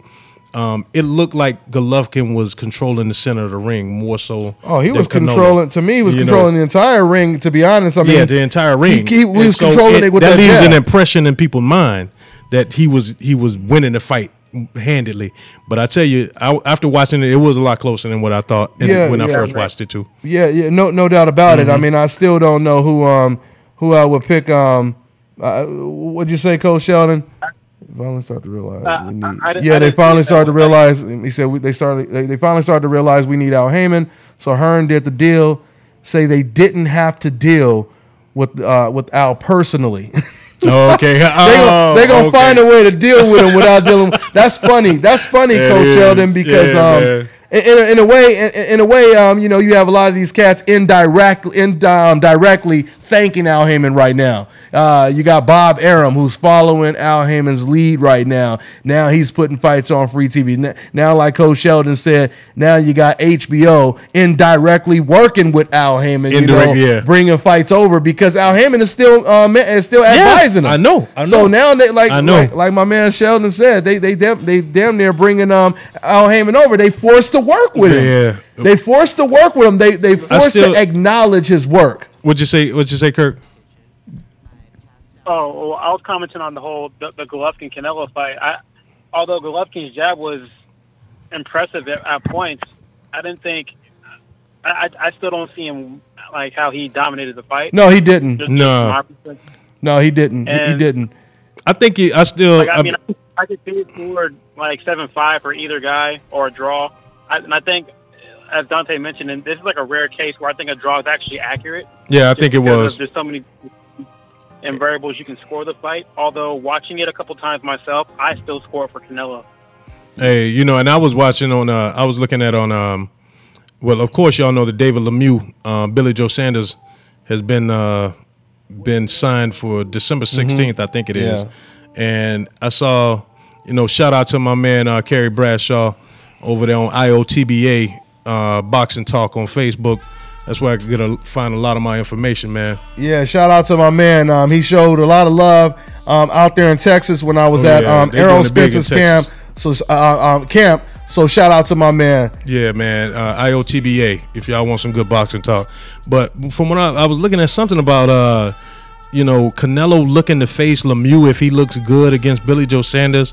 If Golovkin fight doesn't come through, like what you talking about? If the fight don't come through, man, that's what Canelo said. That's what it's saying. That's what Oscar De La Hoya said. If the fight doesn't come through, if it doesn't come through, how can it not come through? I called it. How could it not come through? I called it from the. Go ahead, Kirk. What'd you say, Kirk? I will say this: as I was in Reno this past weekend, and I went to the sports book, I did see Canelo versus Golovkin already booked for next September. September, but why not May? Why not May?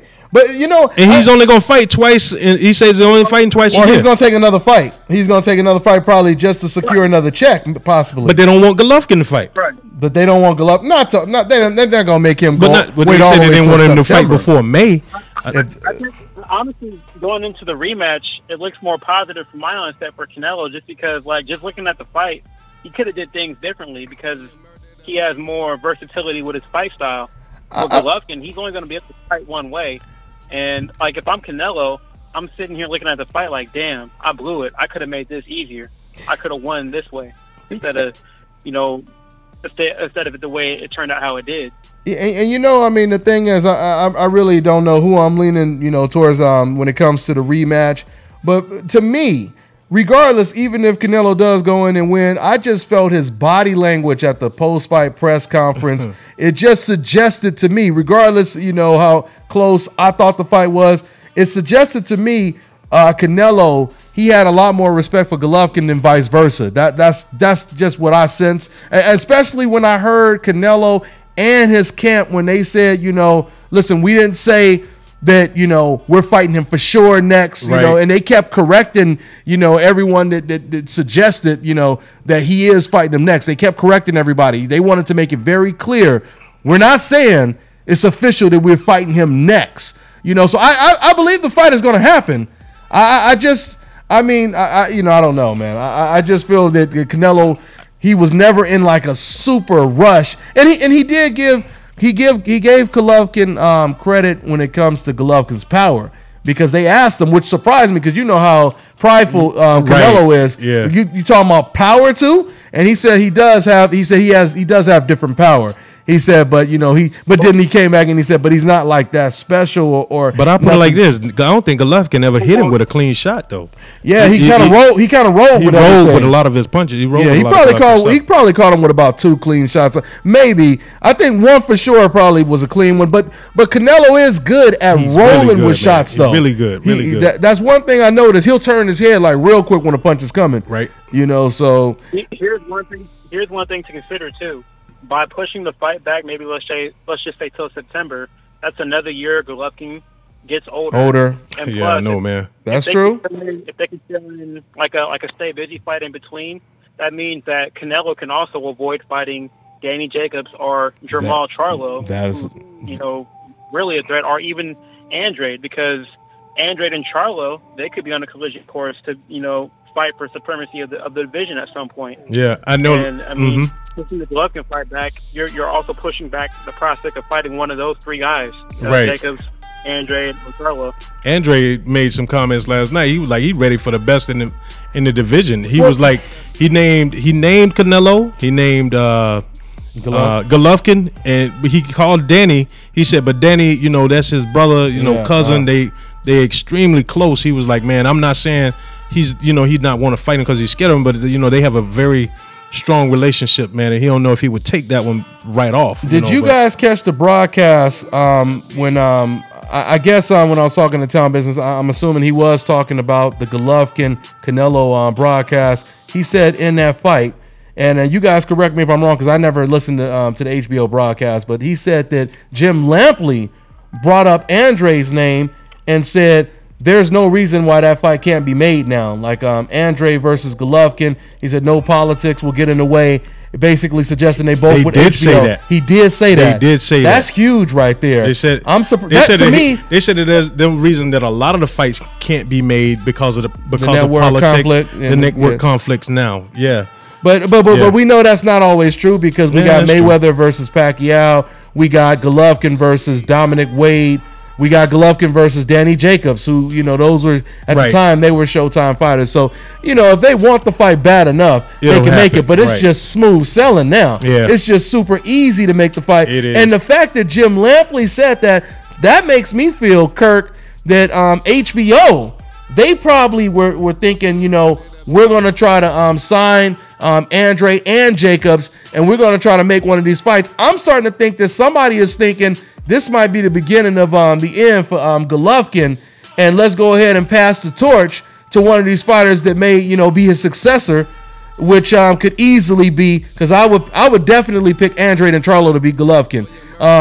Danny Jacobs, he has a very, very good chance of beating Golovkin. I assume he probably would in a rematch, but Charlo and Andrade. What do you think, Milt? Do you think that HBO is looking at it that way? Like, we need to possibly, because Golovkin is on his way out. And once again, let's just look at the reality. Let's stop looking at who we personally like. Right. And let's look at who's going to make us some long-lasting money. Exactly. Who's going to keep winning. That's exactly what they're Floyd Mayweather style. But I tell you this, though. From Not what I've comparing seen. him to Floyd, but I tell you this, man. Shout out to Derek James. I mean, I'm not a fan of any fighter, any trainer. I'm a fan of the sport, and I recognize, the genuine article. Let me tell you something, man. If that cat ain't trainer of the year, Derek James ain't trainer of the year, I don't know who is. Man, that cat, is his camp down there, man. He's creating Frankensteins down there, bro. And Rob Bryant, did he fight already yet? Because I haven't caught. Is that somebody sent me a message and asked me if I was covering that fight? Another one of Derek James' undefeated fighters. Right. And imagine if he wins this tournament, this middleweight tournament, while he already got Errol Spence going to the UK, knocking out Kell Brook. Right. He's got Jamel knocking out Hammer Erickson Lubin, and then you got Rob Bryant too, But just them 2 fights alone, that seals the deal, though. I know, man. And it's like, the confidence level of the Charlo brothers, man, and everybody that's in his camp. Because it wasn't like Ronnie Shields was doing a bad job. No, but, not at all. But it's like he's taking them, man, and just a whole nother level. Just he step above, souped man. the engine up, huh? He souped the engine up, and and I'm like, the Charlo. What would you say, Kirk? I said he got the juice right now. Oh yeah, and he for Charlo with Charlo, man, the Charlo brothers is gonna be hard to beat him, man. Anybody, and I'm saying that even with Andre, and he is skillful as he is. That is the fight to be made at 160, man. And you heard what Dennis Douglin said. He said that out of everyone he fought, he was more impressed with Charlo's power. And that was Jamel. And that was Jamel. That wasn't even Jamal. That wasn't even Jamal. And I think Jamel is hitting just as hard as Jamal is now. Yeah. You know what I'm saying? Well, but I mean, the time. And you're starting to see more power coming from Jamel too. So I mean, good lord. Man, he caught Lubin with that. I call it the hooker cut. Yeah, it was like a hook, the hooker uppercut. Yeah, the hooker uppercut. No, something like that. Yeah, man, he caught that cat. Let me tell you, if you make a mistake in there, they're gonna make you pay. They're gonna make you pay, man. I don't, they see openings as soon as they come open, and they fighting real good, man. And we're not even talking Arrow yet, man. But what somebody was just saying in the comment section that the Charlos, did he say the Charlos ducked? What did he say? He said Boo Boo dodged, ducked both Charlos. I don't know what he's talking about because actually it was a time they was on the same car. Well, I remember when we go all the way back like 2 years ago, almost when I had Andre on my show. Yeah, and I remember that's when Andre first started getting shine, and he was saying, the Charlos, who are they? But a year later, he was calling them out aggressively. What Andre was calling him out aggressively. He was scheduled to fight, I want to say Jamal at 154. This was I want to say it was in 2015.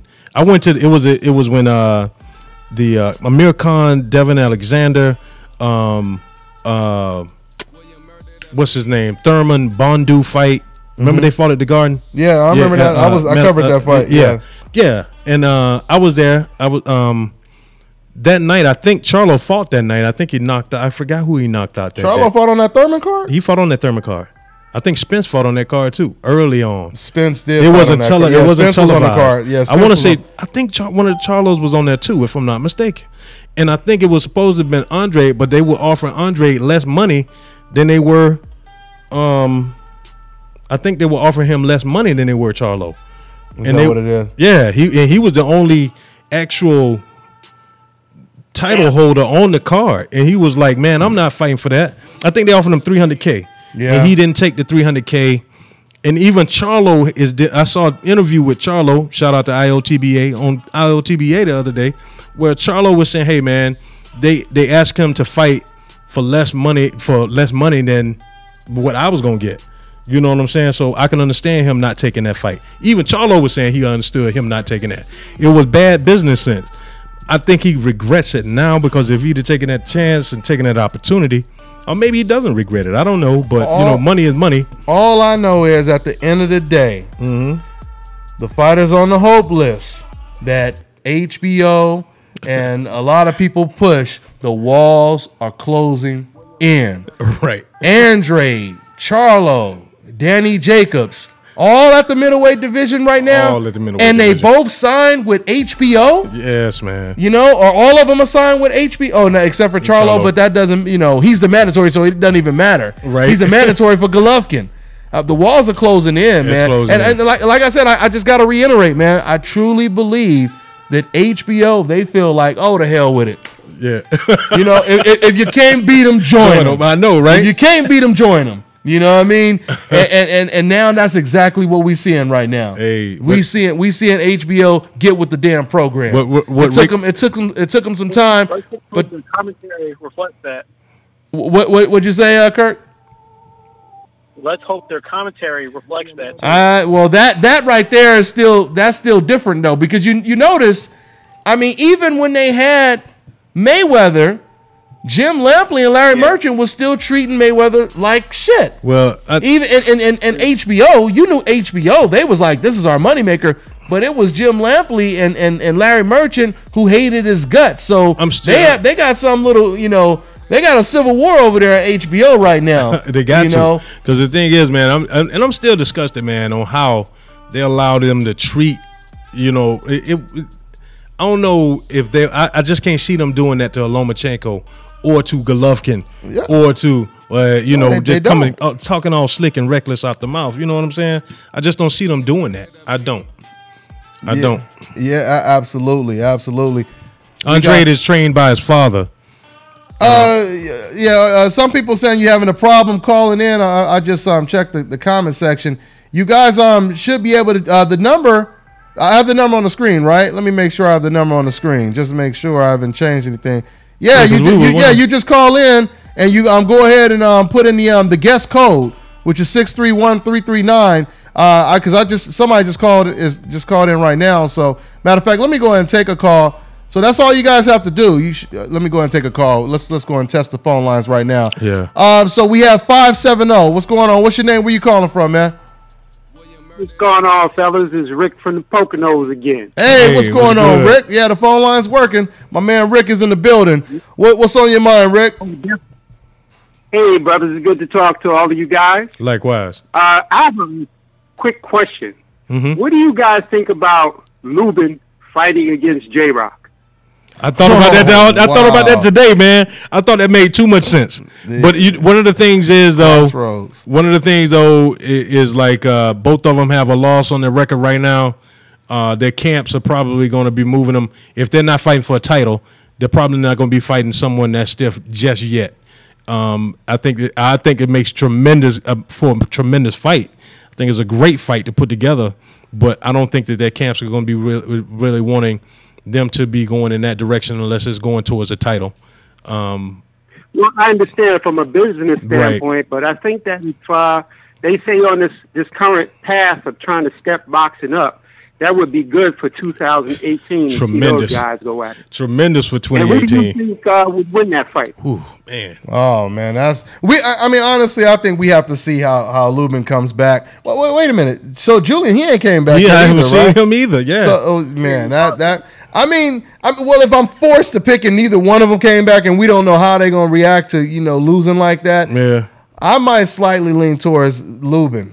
I still believe in, and it is what it is, but I believe, Lubin, he was actually looking good. You could say it lasted only a minute and a half or 2 minutes, but he was dictating the pace until, of course, your boy Jamel dropped that damn Lions only hammer. Oh my God. And which I did call in a couple of weeks ago and tell you that that's exactly what would happen. Yeah, you did. Have a Huh? What's that? J-Rock did have a fight recently where he won by knockout. Oh, he did have a fight. How did I miss J-Rock?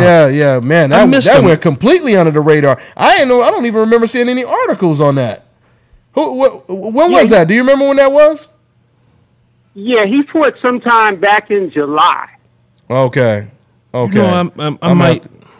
Yeah, I don't recall that, but yeah, I think I might remember that, man. But you know what, guys? There might be something wrong with the phone lines because I see some people saying something that the code is not working. I may have to check on that, guys. After the show, you guys go ahead and try to call in, guys, and let me know what type of message you're getting. I see somebody in the comment section. He's saying there's a problem with the guest code, but we'll check that out in a minute, guys. But anyway, going back to this, what we're talking about right now, I would pick Lubin. I see a lot of people in the comment section. They responding to you, Rick. Some people saying Lubin easy, but that would be a good fight, man. That would be a real good fight. Go ahead. Anything else? These are the fights I think we should start campaigning for because. All of these guys coming off these losses, it seems to me the guys who have a lot of losses seem to be on TV more than the guys that do. Yeah, they get to fight everybody. Excuse me? I said, yeah, they get to fight everyone, basically. Go ahead. Yeah, that guy from Philadelphia. That guy, he's been on TV like more than anybody else, and he lost 11 times already. Yeah, it was in July. Coach Sheldon said the fight was in July. Okay. Yeah, absolutely, man. That's pretty much what it is. But I want to go ahead and talk. Yeah. All right, Rick. Well, I'll let you go, man. We're going to talk about this Mayweather card that I covered this weekend. So, all right. Thanks, Rick. Catch up with you, bro. All right. Peace. All right. Peace. Yeah. Peace. Yeah. Once again, guys, I think something is wrong with the phone lines. Like I said, once again, people saying they're trying to call in. But, before we talk about Mayweather, was you about to say anything else, Milt? No. I wasn't. Okay, so it went down this past weekend. It was a great card, man. I love these local cards, especially the Sam Sound Casino. I'm out here in Las Vegas. Sam Sound Casino is literally like 2 minutes away from my house. So that's awesome. And shouts out to Mayweather Promotions because they had your boy, basically sitting over ringside, while the fight was going down. I actually went over to the media section, and the announcer who was announcing all the fights, I walked past him real quick, and he was like, "Hey, Dante, you sitting over here, bro? You over here right next to me." So shout out to my man. Is his name Rick or Ralph? Man, I should have his damn name before I shot him out. Yeah. But we'll get it right next time. But yeah, man. Dude showed me tremendous love. He said he followed my channel. He's like, yeah, man, I follow everything you do, and it was cool. But the fights were great, man. So we had a war. Sanjar Rachmaninoff, if I said his name right. Dewey Cooper trains him. And, man, that was a good fight. Matter of fact, guys, tune in later on. I actually did like commentary, my own commentary, and I recorded the entire fight. So you guys will see it up on my channel probably tomorrow. It was an excellent fight. He was fighting against a durable, tough opponent. Dude's name was Depper Dang from Pomona, California. Man, when you see this footage, man, this dude, Depper Dang, was walking through bombs. Really? And he really tests Rachmaninoff. But Rachmaninoff, he passed the test with flying colors because he was dealing with such a durable, tough opponent. Yeah, it was an excellent fight, and Rachmaninoff got the win. Congratulations to Rachmaninoff. Also, shouts out to my man Cameron Krill, who has a very deceptive record, because he's like 12-12. But, the reason why he has a record like that is because he basically turned pro real early, and everyone he lost to was either a top rank or golden boy prospect. They were all, the majority of them were all undefeated. Mm-hmm. So while, fighters that are signed, who already signed the Golden Boy, while they get to basically build up their record and everything and fight, traditionally fight a couple of tomato cans, a couple of journeymen, a couple bums, et cetera, then you slowly, step into contention. Kirill, he was getting thrown in there with the Lions. He was getting thrown in there with all the undefeated fighters, and he's been learning on the job. So he fought against a fighter that was trained by Nacho Beristain. It was a Japanese fighter by the name of Sakai. And Sakai actually just fought Ashley Theophane. Yeah. And, a lot of people say that, they thought that, from what I'm hearing, I missed the fight, but a lot of people are telling me they thought that Sakai actually won the fight, but I believe it was, what was it, a draw, Milt? Mm-hmm. It was a draw. So, but that just shows you how tough this guy is. He's training with Nacho Beristain, and they went toe-to-toe, Sakai and Kirill, and it ended up being a majority draw, where one judge had Kirill winning the fight and the other two judges, they had it a draw. And then shouts out to the Lion, Sharif Boguer, who won a lopsided decision against Rodriguez. Yeah, shout out to Sharif. So shout out to the Lion, Sharif Boguer, and even my man Andres Cortez, who fought on the undercard as well.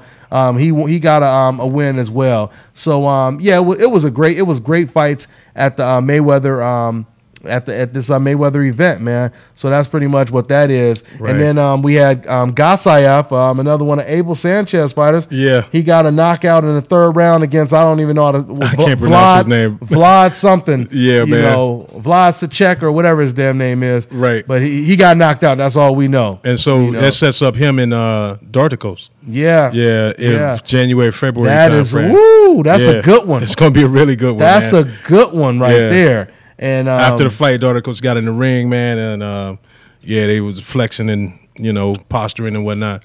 So that's gonna be huge. That's gonna get into be the meat of that the schedule of the World Boxing Super Series. Yeah. So absolutely. Okay, so I guess the phone lines are working for some people. We got some people calling in now. Let's go and open the phone lines back up. Hey man, we got Brooklyn's finest. We got my man Angel Santos on the line. What's going on, Angel? Oh, what's up, Dante, man? Ain't nothing, man. Hey man, that's what's up, man. Boy, you was the most geared up person in the whole Barclays Center. I tell you that. That boy was geared up, boy. He was suited and booted, you know. I appreciate it, Angel. I appreciate it. My man was rocking. He was rocking the decaf Buster shirt that y'all see me rocking right now at the Barclays Center at the Charlo Lubin fight last weekend. I appreciate it. What's on your mind, Angel? Oh, none. That fight, the Murata versus Endom. That's the one. Oh, he knocked out Endom, right? Yeah. Yeah. He put on the stool. Yeah, he quit. He quit on the stool in between the 6th and 7th round. I missed that one. Oh man. my God, man! He laid hands on this cat. Yeah. Yes, he did. I was just about to get into that one. I'm glad you brought it up because the WBA ordered that rematch. What'd you say, Angel? Yeah, because that was a robbery. That first fight was a robbery. It damn sure was, man. And he came back and proved there wasn't no fluke. That loss, he erased that loss with that one. Yeah, he did. Oh yeah, left no doubts, huh? No doubt. Oh yeah, I just read the story on it, you know, but I didn't see the fight. I need to go back. I'm gonna get caught up after we do the show today. Right. But yeah, it was. Yeah, it was. I mean, just total domination, man. Just total domination. Total domination. So he getting close to. I mean, he got that checker type of, you know. Yeah. It's getting, well, you know, he'll make up his mind. What's up? So you might want to hang him up. That's what I was, you know, I think implying basically. Yeah. You know, but it is what it is. But you know, there's WBA regular hanging out there. You know what I mean, for somebody to go over there and grab if somebody gonna get it. You know what I mean. I think that would make a good fight with him and Andre. If you to be honest with you. You know what I'm saying? Somebody go out there and scoop that up. That would be nice at 160. That or I mean, but my thing is, I don't think Bob Arum gonna even let him see them problems yet. With somebody like that. That's true, man. You know, nobody nurses a strap like Bob Arum, man. He be like, hey, he latch it on to the titty real strong, and he finally they keep that strap in the family over there, boy. They do not let it. Exactly. That's a case in point, man. Jeff Horn. No hungry young lion try to fight that guy. I mean, that guy is really strong too, though. You know, he was popping Endom till he quit. He quit, man. So, yeah, that was a thorough beating, man. Yeah, like I said, I can't speak too much on that one. I got to watch that one right there. But we know Bob Arum, he finally allowed Lomachenko, you know, to get that work with your boy Rigo. So man, I can't wait for this fight, man. Yeah. Come on, Rigo. Come on, Rigo. Boy, I'm shaking him up like dice. Come on, Rigo. I think with this kid, with the Murata kid, I mean, I think Bob Arum wants to introduce him to the American public. But True. He probably introduce him to like a Gabe Rosado. Yeah. Very possible. Very possible. Yeah. Like that. You know, maybe a Willie Monroe Jr. Yeah. You're right. You're right. That's the safest choice, son. Right. Because you know that's a possible cash cow right there. You know, so. Right. It is marketable. I mean, hadn't been a middleweight in Japan in what, I don't know, forever. And you know, you got, you know, yeah, that is something that's marketable. Not to change subject that fast, but did you guys hear what Angel Garcia was saying earlier? I think this weekend, talking about Danny Garcia's the third major cash. I seen the headline. Yeah, I seen that headline. Yeah, man. I mean, we already know what it is. You gotta take what he say with, you know, a pound of salt. Yeah, you know? man. I mean, you know what I'm saying? I'm Puerto Rican. You know what I mean? I can.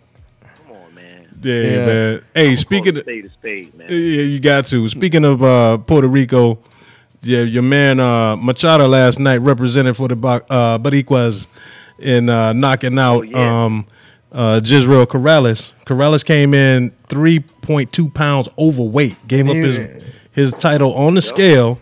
He was heavier, but they came in the same weight that at fight time. They both came in, I think, at 142. They were supposed to make 130, but they both came in, I think, at 142. I think it was, and I tell you, Corrales was outclassing him really, but once Machado figured out he could land that left hook, a right hook, because he right hook, yeah, he could land that right hook. He wobbled him in the fifth, I think it was, and Corrales survived. He tackled my man up against the ropes, man, in order to survive. Should have been called a knockdown, but it wasn't. And then a la Bermain Severn versus Wilder. Exactly. It was a full takedown. And then in the seventh, he caught him. They actually connected again at the same time, both throwing left hand shots, and I guess Machado was that much harder. And my man got up at 9.3 seconds, and the ref, when he stood up, the ref went ahead and waved it off. I guess the ref looked in his eyes and waved it off. But crazy. He looking all crazy. Yeah, doing the funky chicken.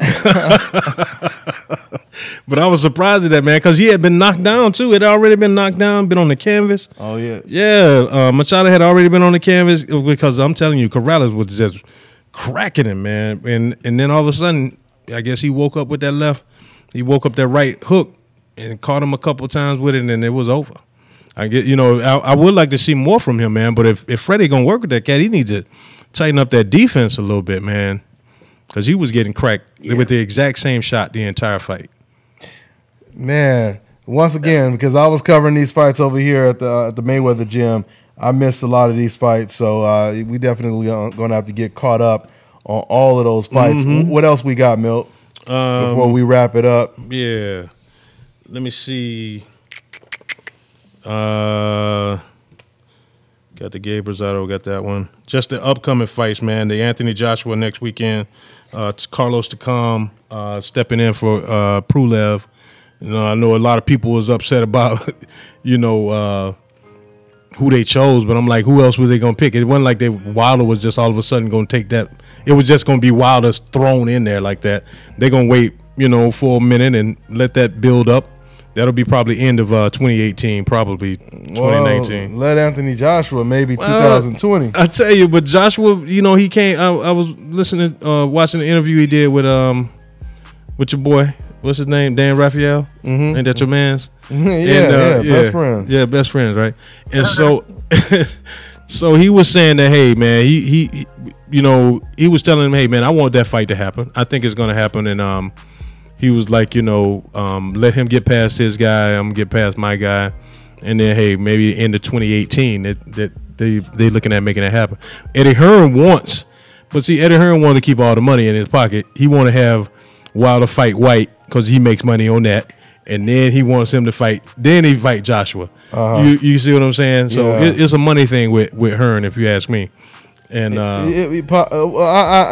mean, once again, this is my thing. Mm-hmm. When you have one fighter that's ready, right, and you hear it out of the other fighter's own mouth, and I've been giving Anthony Joshua all the praise in the world. You know what I mean? Right. He's a great fighter. Nobody has given him more credit than I've given him. But sometimes we just have to go off of what's coming out their mouth. I got you. And once again, what Anthony Joshua said, you don't often hear a heavyweight champion say this, and he hasn't said this about any other opponent, So what he's saying about, and so I mean, I think it's okay to say, that he's actually he really respects Deontay Wilder. He respects him as an opponent. Okay, this dude, I see this dude Killer Shark. He said, "No, you a hater. Hey, why don't you call in and just go ahead and tell us what we said you disagree with? Don't worry, we ain't gonna make you look stupid. We just gonna talk boxing with you, man. Why don't you call in? We'll hang up, Dante. Huh? What's that?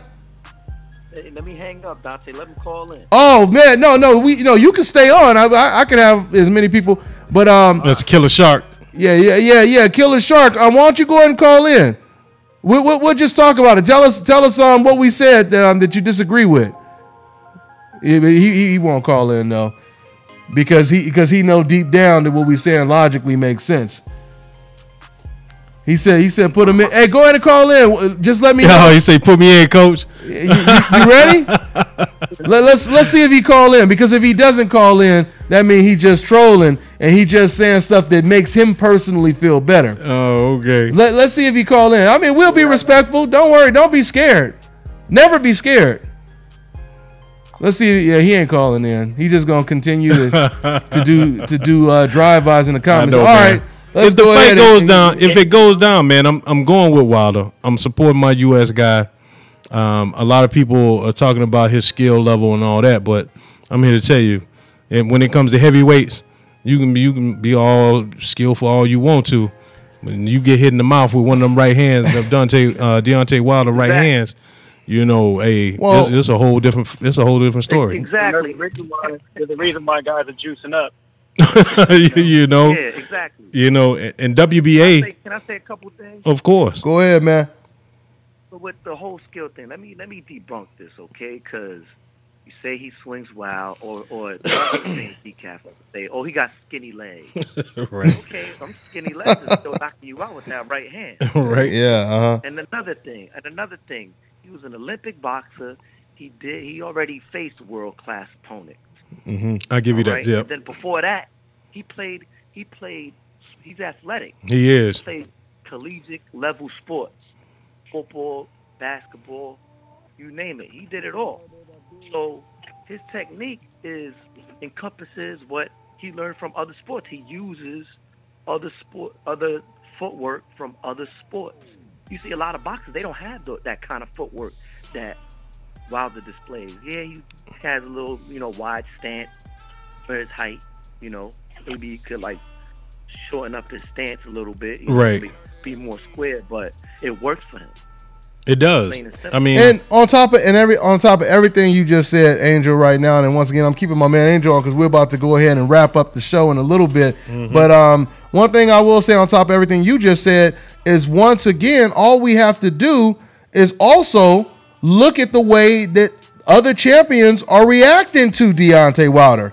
Because think about it, if he was just looked at as an easy guy to beat, or the most vulnerable champion, then everyone will be in line, to knock him out, to beat him, to fight him. Everyone will want to be the first person. It's like that hot version, at your school or whatever. Everybody want to be the first one, to hit. Right. If she bad or whatever. Right. But if when it comes to Deontay Wilder, why is he not talking about Wilder like he's talking about Pulev, like he talked about Klitschko? Like he's talking about, Dylan White. And that's another ridiculous conversation too. How these fans are, creating these distractions. The same fans that's defending Anthony Joshua for not fighting Wilder right now, they'll say, oh, Wilder should fight Dylan White, the guy that Anthony Joshua knocked out. It logically makes no sense. You have two champions. Why does a champion have to fight the guy that the champion beat when the champion don't want to fight the other champion, or it doesn't feel that he's ready right now? And that's not saying nothing bad about Anthony Joshua. Right. This is what he said.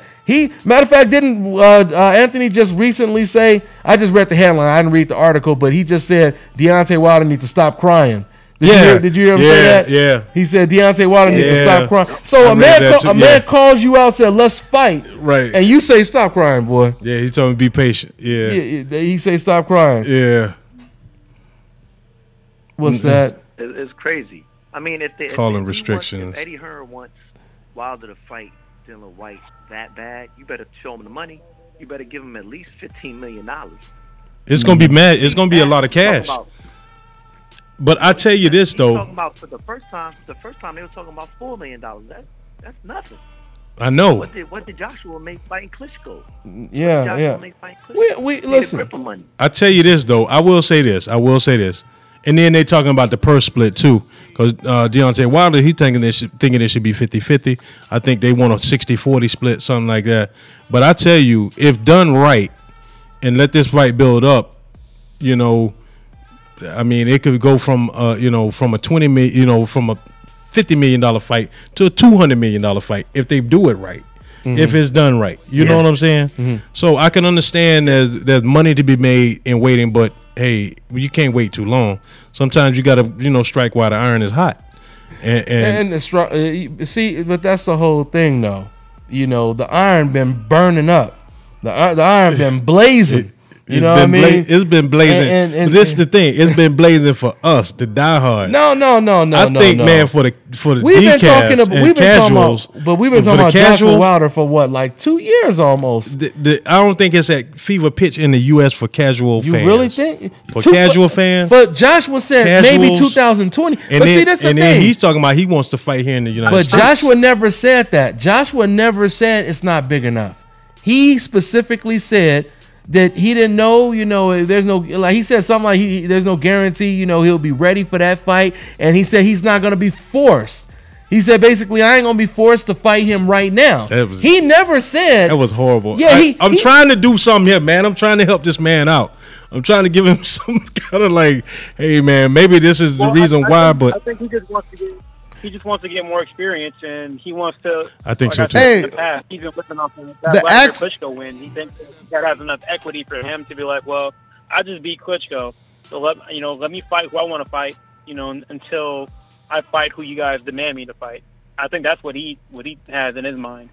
And I agree too, because the thing is, but I mean, I don't what's. And I know Parker really ain't even a factor, but there's another title that's lingering out there. You know, what I'm saying is the heavyweight division, man, it's so top heavy. It's only 2-3 guys up there at the top of the division that's going to draw that kind of money. And if those 2 top guys fight anybody else, they're lesser opponents. We know that. So what I'm saying is, you know, they're going to have to try to make some kind of fight somewhere. And if they fight each other and win, the only thing they can do is a rematch. There ain't really a whole lot of talent out there in the heavyweight division right now.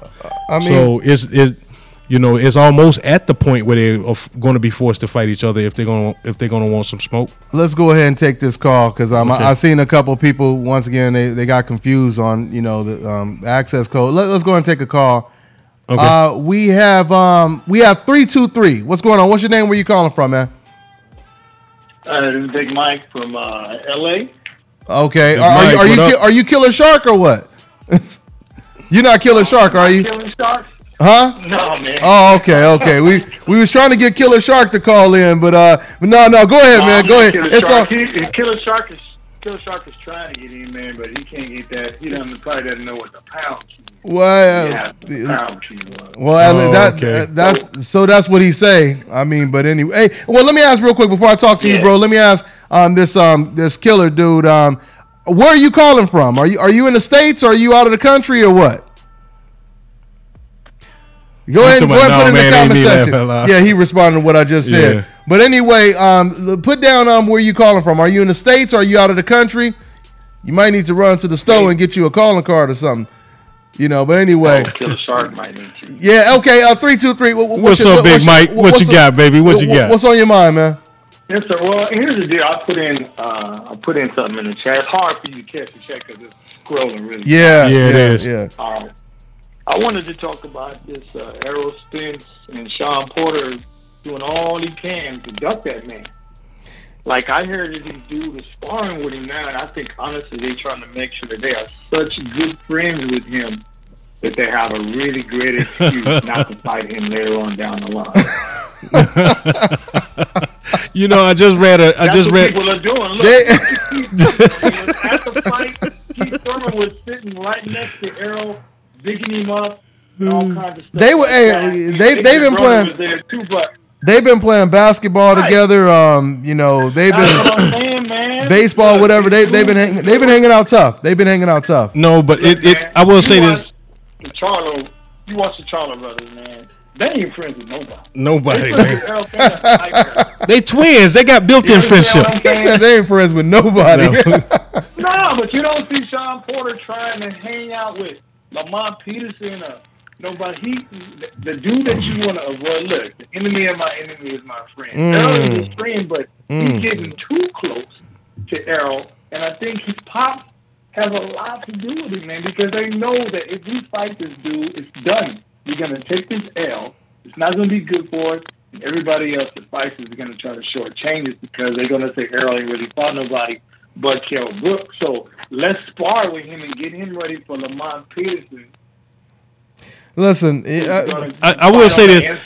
No, they get real good friends with this dude, so that later on I can come up with an excuse. Like, it's the same reason why Jamel and won't fight Law. Same reason why. But it's like this though, Big Mike. I know. And I've spoken with Kenny. It's been a while back, but I think that relationship kind of has been going since they were little kids, man, amateurs. They've had a relationship for it goes back. It goes way back. All of their relationships. I want everybody go back like that. Yeah, a lot of them do, but I want everybody else out there to understand that he saw Earl break an eye socket and be like, man, I better friend this dude. Let me send him a friend request on Facebook. Skill recognize skill, man. Skill recognize skill. It is, but look, you can see the tactics. This dude is trying to make this dude his best friend, so he ain't got to fight him. You asking yourself, Dante, will you fight your friend? What did Errol say? Yeah, I'll fight my friend. Yeah, he said that real quick. I'll fight my friend. Why wouldn't I fight my friend?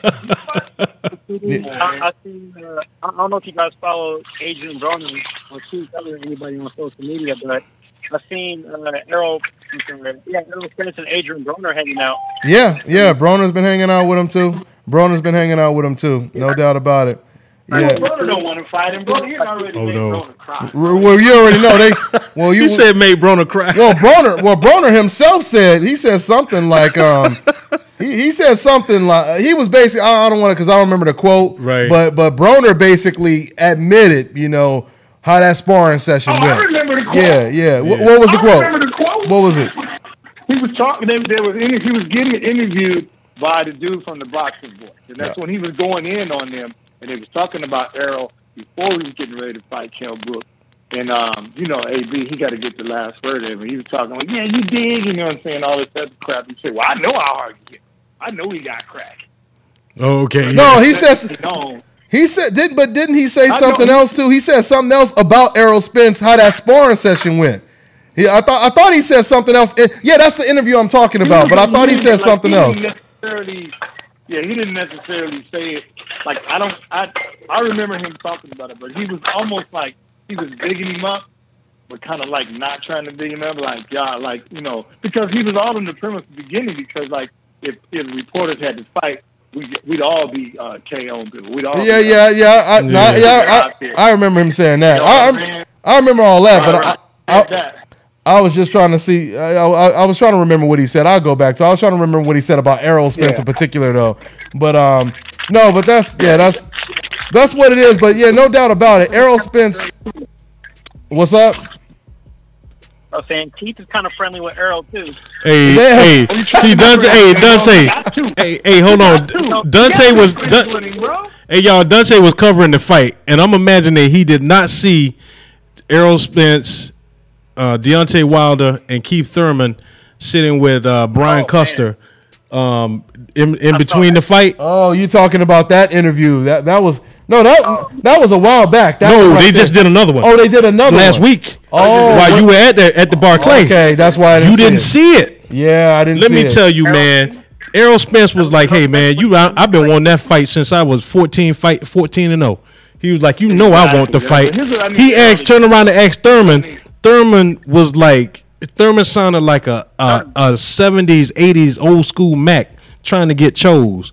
He was politicking. This dude was like, well, what it is it like, what I'm trying to say is, this is what I'm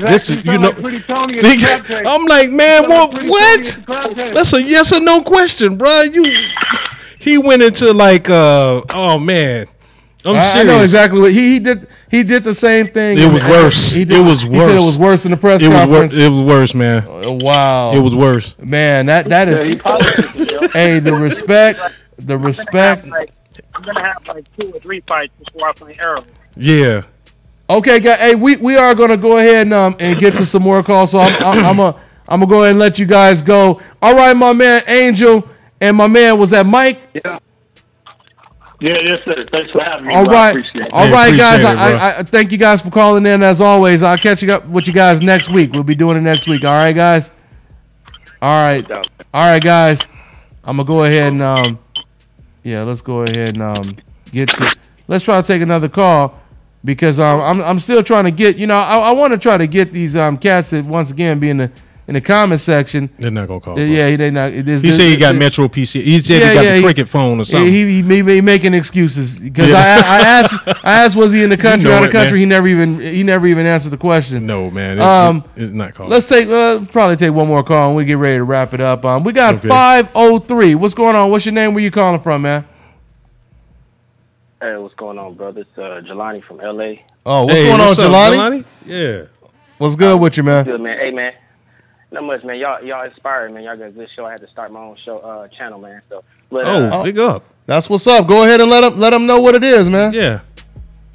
Oh yeah, it's called RG Boxing, man. So I just put my little 2 cents in, my humble opinions, you know what I'm saying? For sure, man.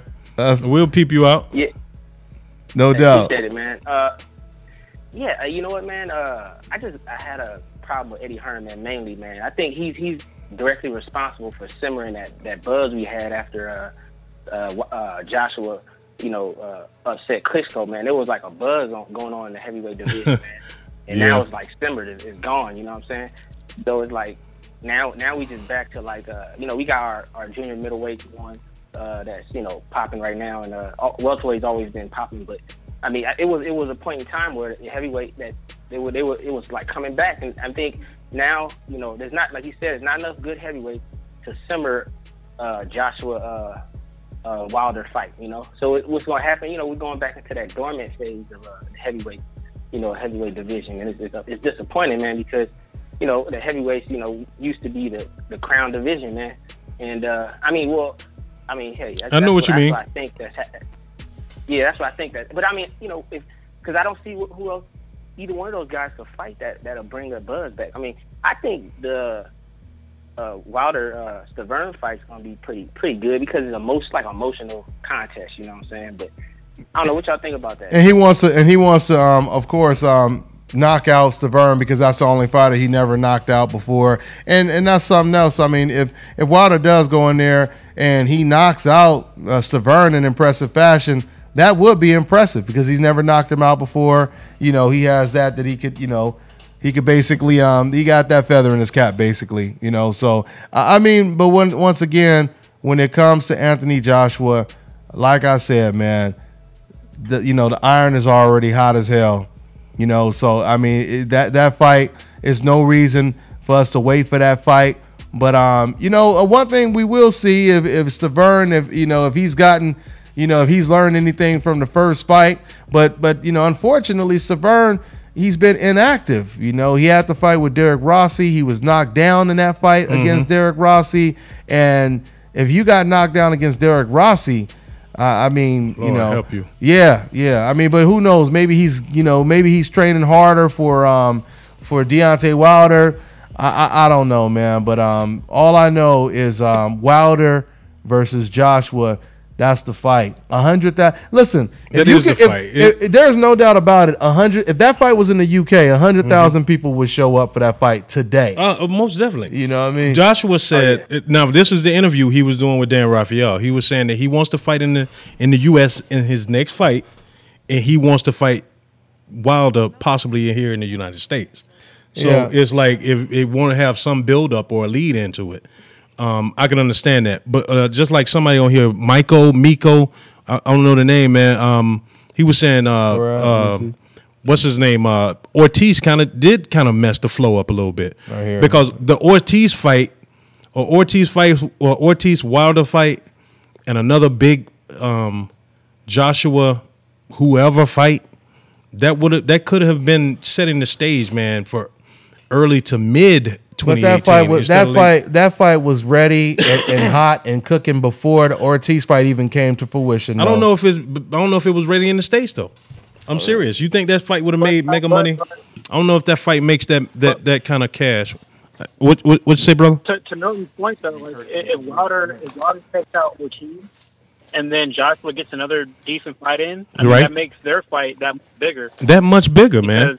Because Ortiz is considered a guy that's been ducked by, everybody. Right, exactly. A legitimate threat. So if we have Wilder knocking him out, right, and then Joshua Klitschko, who was the last guy that was like the reigning king or whatnot, right. Regardless of whether Parker's trying to get in the mix, because it seems like he's not. No, we he's not. Still have these two Titans who are considered the best of the weight class, meeting up, and I think it just makes it that much bigger. To Milton's point, right, and that's all I'm trying to say, man. That fight would have been a lot bigger if Wilder is coming in off of a knockout win over Ortiz, which I think he would have gotten.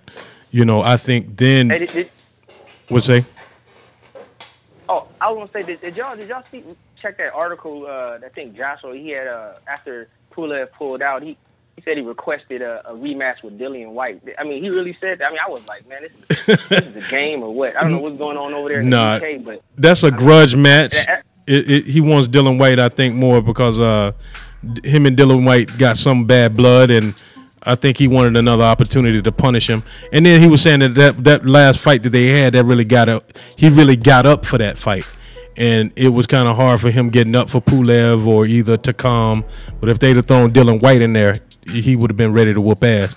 I think that's what he was saying. But I don't want to see it again. We could all agree that Wilder wants to fight more than Joshua, though, right? It seems. I think we could all agree on that, though, right? I say that, and I that's what it is. I hope we get to see the fight. I still believe it's a 50-50 fight. It's still Deontay Wilder's right hand versus Anthony Joshua's entire arsenal. Because he does everything pretty well. He does. He's a very good fighter. Joshua's a very good fighter, extremely complete fighter. So I mean, I wouldn't be surprised if Joshua won that fight. I put it like this: wouldn't be surprised if Wilder won the fight. With Joshua, he's the first heavyweight I've seen in a while that is a pound for pound type fighter.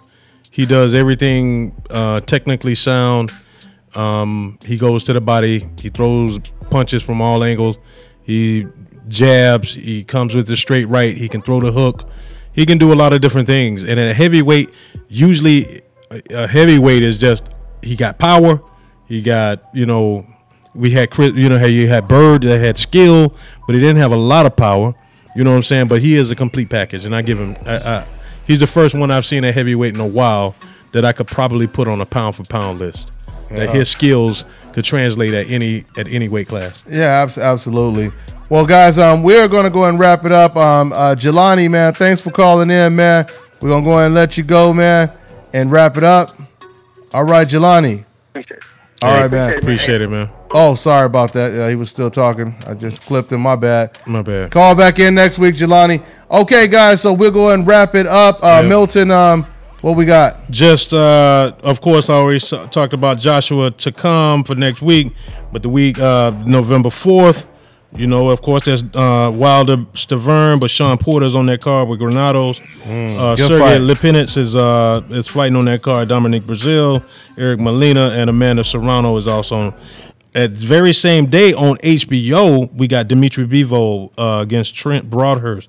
If y'all haven't seen Bivol fight, man, it could be another hype job. I don't know. He's at 10 or 11 fights in, and he's fighting for the WBA super light heavyweight super light heavyweight world title. And he's kind of out of the cloth of what do you call it? What's my man? Triple G. He's kind of in that, yeah. That's right. He's in that camp, right? Or he came up from Kazakhstan. He's Kazakhstan, yeah. He was. Jamie McDonald is on there. Scott Quigg is on that card, and then a lot of good fighters on there, huh? Yeah, and then a lot of big names. Devin Haney is fighting in Atlanta on that same day also, and I'll finish up the rest of the month next time we come in because November is going to be packed also, man. December is looking very good too. So. That's what it is, man. That's all I got for right now. Hey, that's what it is. Good stuff, Mill. Yep. Good stuff. Another shout out to my man Kerry Bradshaw. over at IOTBA. Y'all check him out on Facebook. That's IOTBA. He be putting I'm on that work. bullshit again. Yeah. Okay, that's what it is. Yeah, they stay on that bullshit. That's what it stands for. I'm on that bullshit again. I like that. I like that. Yeah, that's IOTBA. dope. That's dope. Boxing talk. Kirk, what you got, Kirk? Shout out to Cecilia Buckner. She's the Terrence Crawford of the female fighters out there. Oh, man. Defended her title. Nice. Over the weekend. Meant to mention that. And shout out to Money Pal the Fourth. Oh yeah. Go. Oh, can I squeeze one more in? Yeah, man? no, of course. Hey, good stuff. I just thought about money too. Yeah. Hey, I want to give a shout out to Hassim Rahman Jr. Y'all know he was in the studio a few weeks back, and he was running down his list of fights that they had scheduled. He had one that's scheduled for this past Friday, and the opponent refused to come out of the dressing room. I'm like, I don't know if they told him at the last minute, like, hey man, who did, or he saw video clips or something, but dude refused to come out of the dressing room to face Hassim Rahman Jr. And he got fined for it, you said, right? Yeah, he was I think he's indefinitely suspended or suspended, banned or something. That worked. Yeah, and yeah, he was scared to get that work, man. And I mean, Hassim Jr. was, he was dejected, man. He was extremely disappointed. He didn't get a chance to show off his skill, but I think the next opponent will pay for it. So that's all I got. Oh, yeah. So once again, let me go ahead and jump on that as well. Congratulations to Money Pal the Fourth. I'm going to have his highlights uploaded on the channel tomorrow, guys, so you guys can see his latest win that he just got. And once again, guys, if you guys want to get suited and booted and you want to get gear, this fresh, fly, dope gear, you see me and my man Milt rocking. That's right. Go ahead and go to Dante's Boxing Nation at gmail.com. Go ahead and send me your size and the colors of the shirt you want, and we'll go ahead. I'll have somebody shoot you guys an invoice right away, all right? So that's pretty much what it is. We're going to go ahead and wrap it up. I thank you guys for tuning in as always. Oh, yeah. We'll be back doing the same old thing next Sunday. For sure. 6 o'clock Pacific Standard Time. That's what it is, y'all. We're going to go ahead and wrap it up. That's what it is. It's the nation, baby. It's the nation. Yep.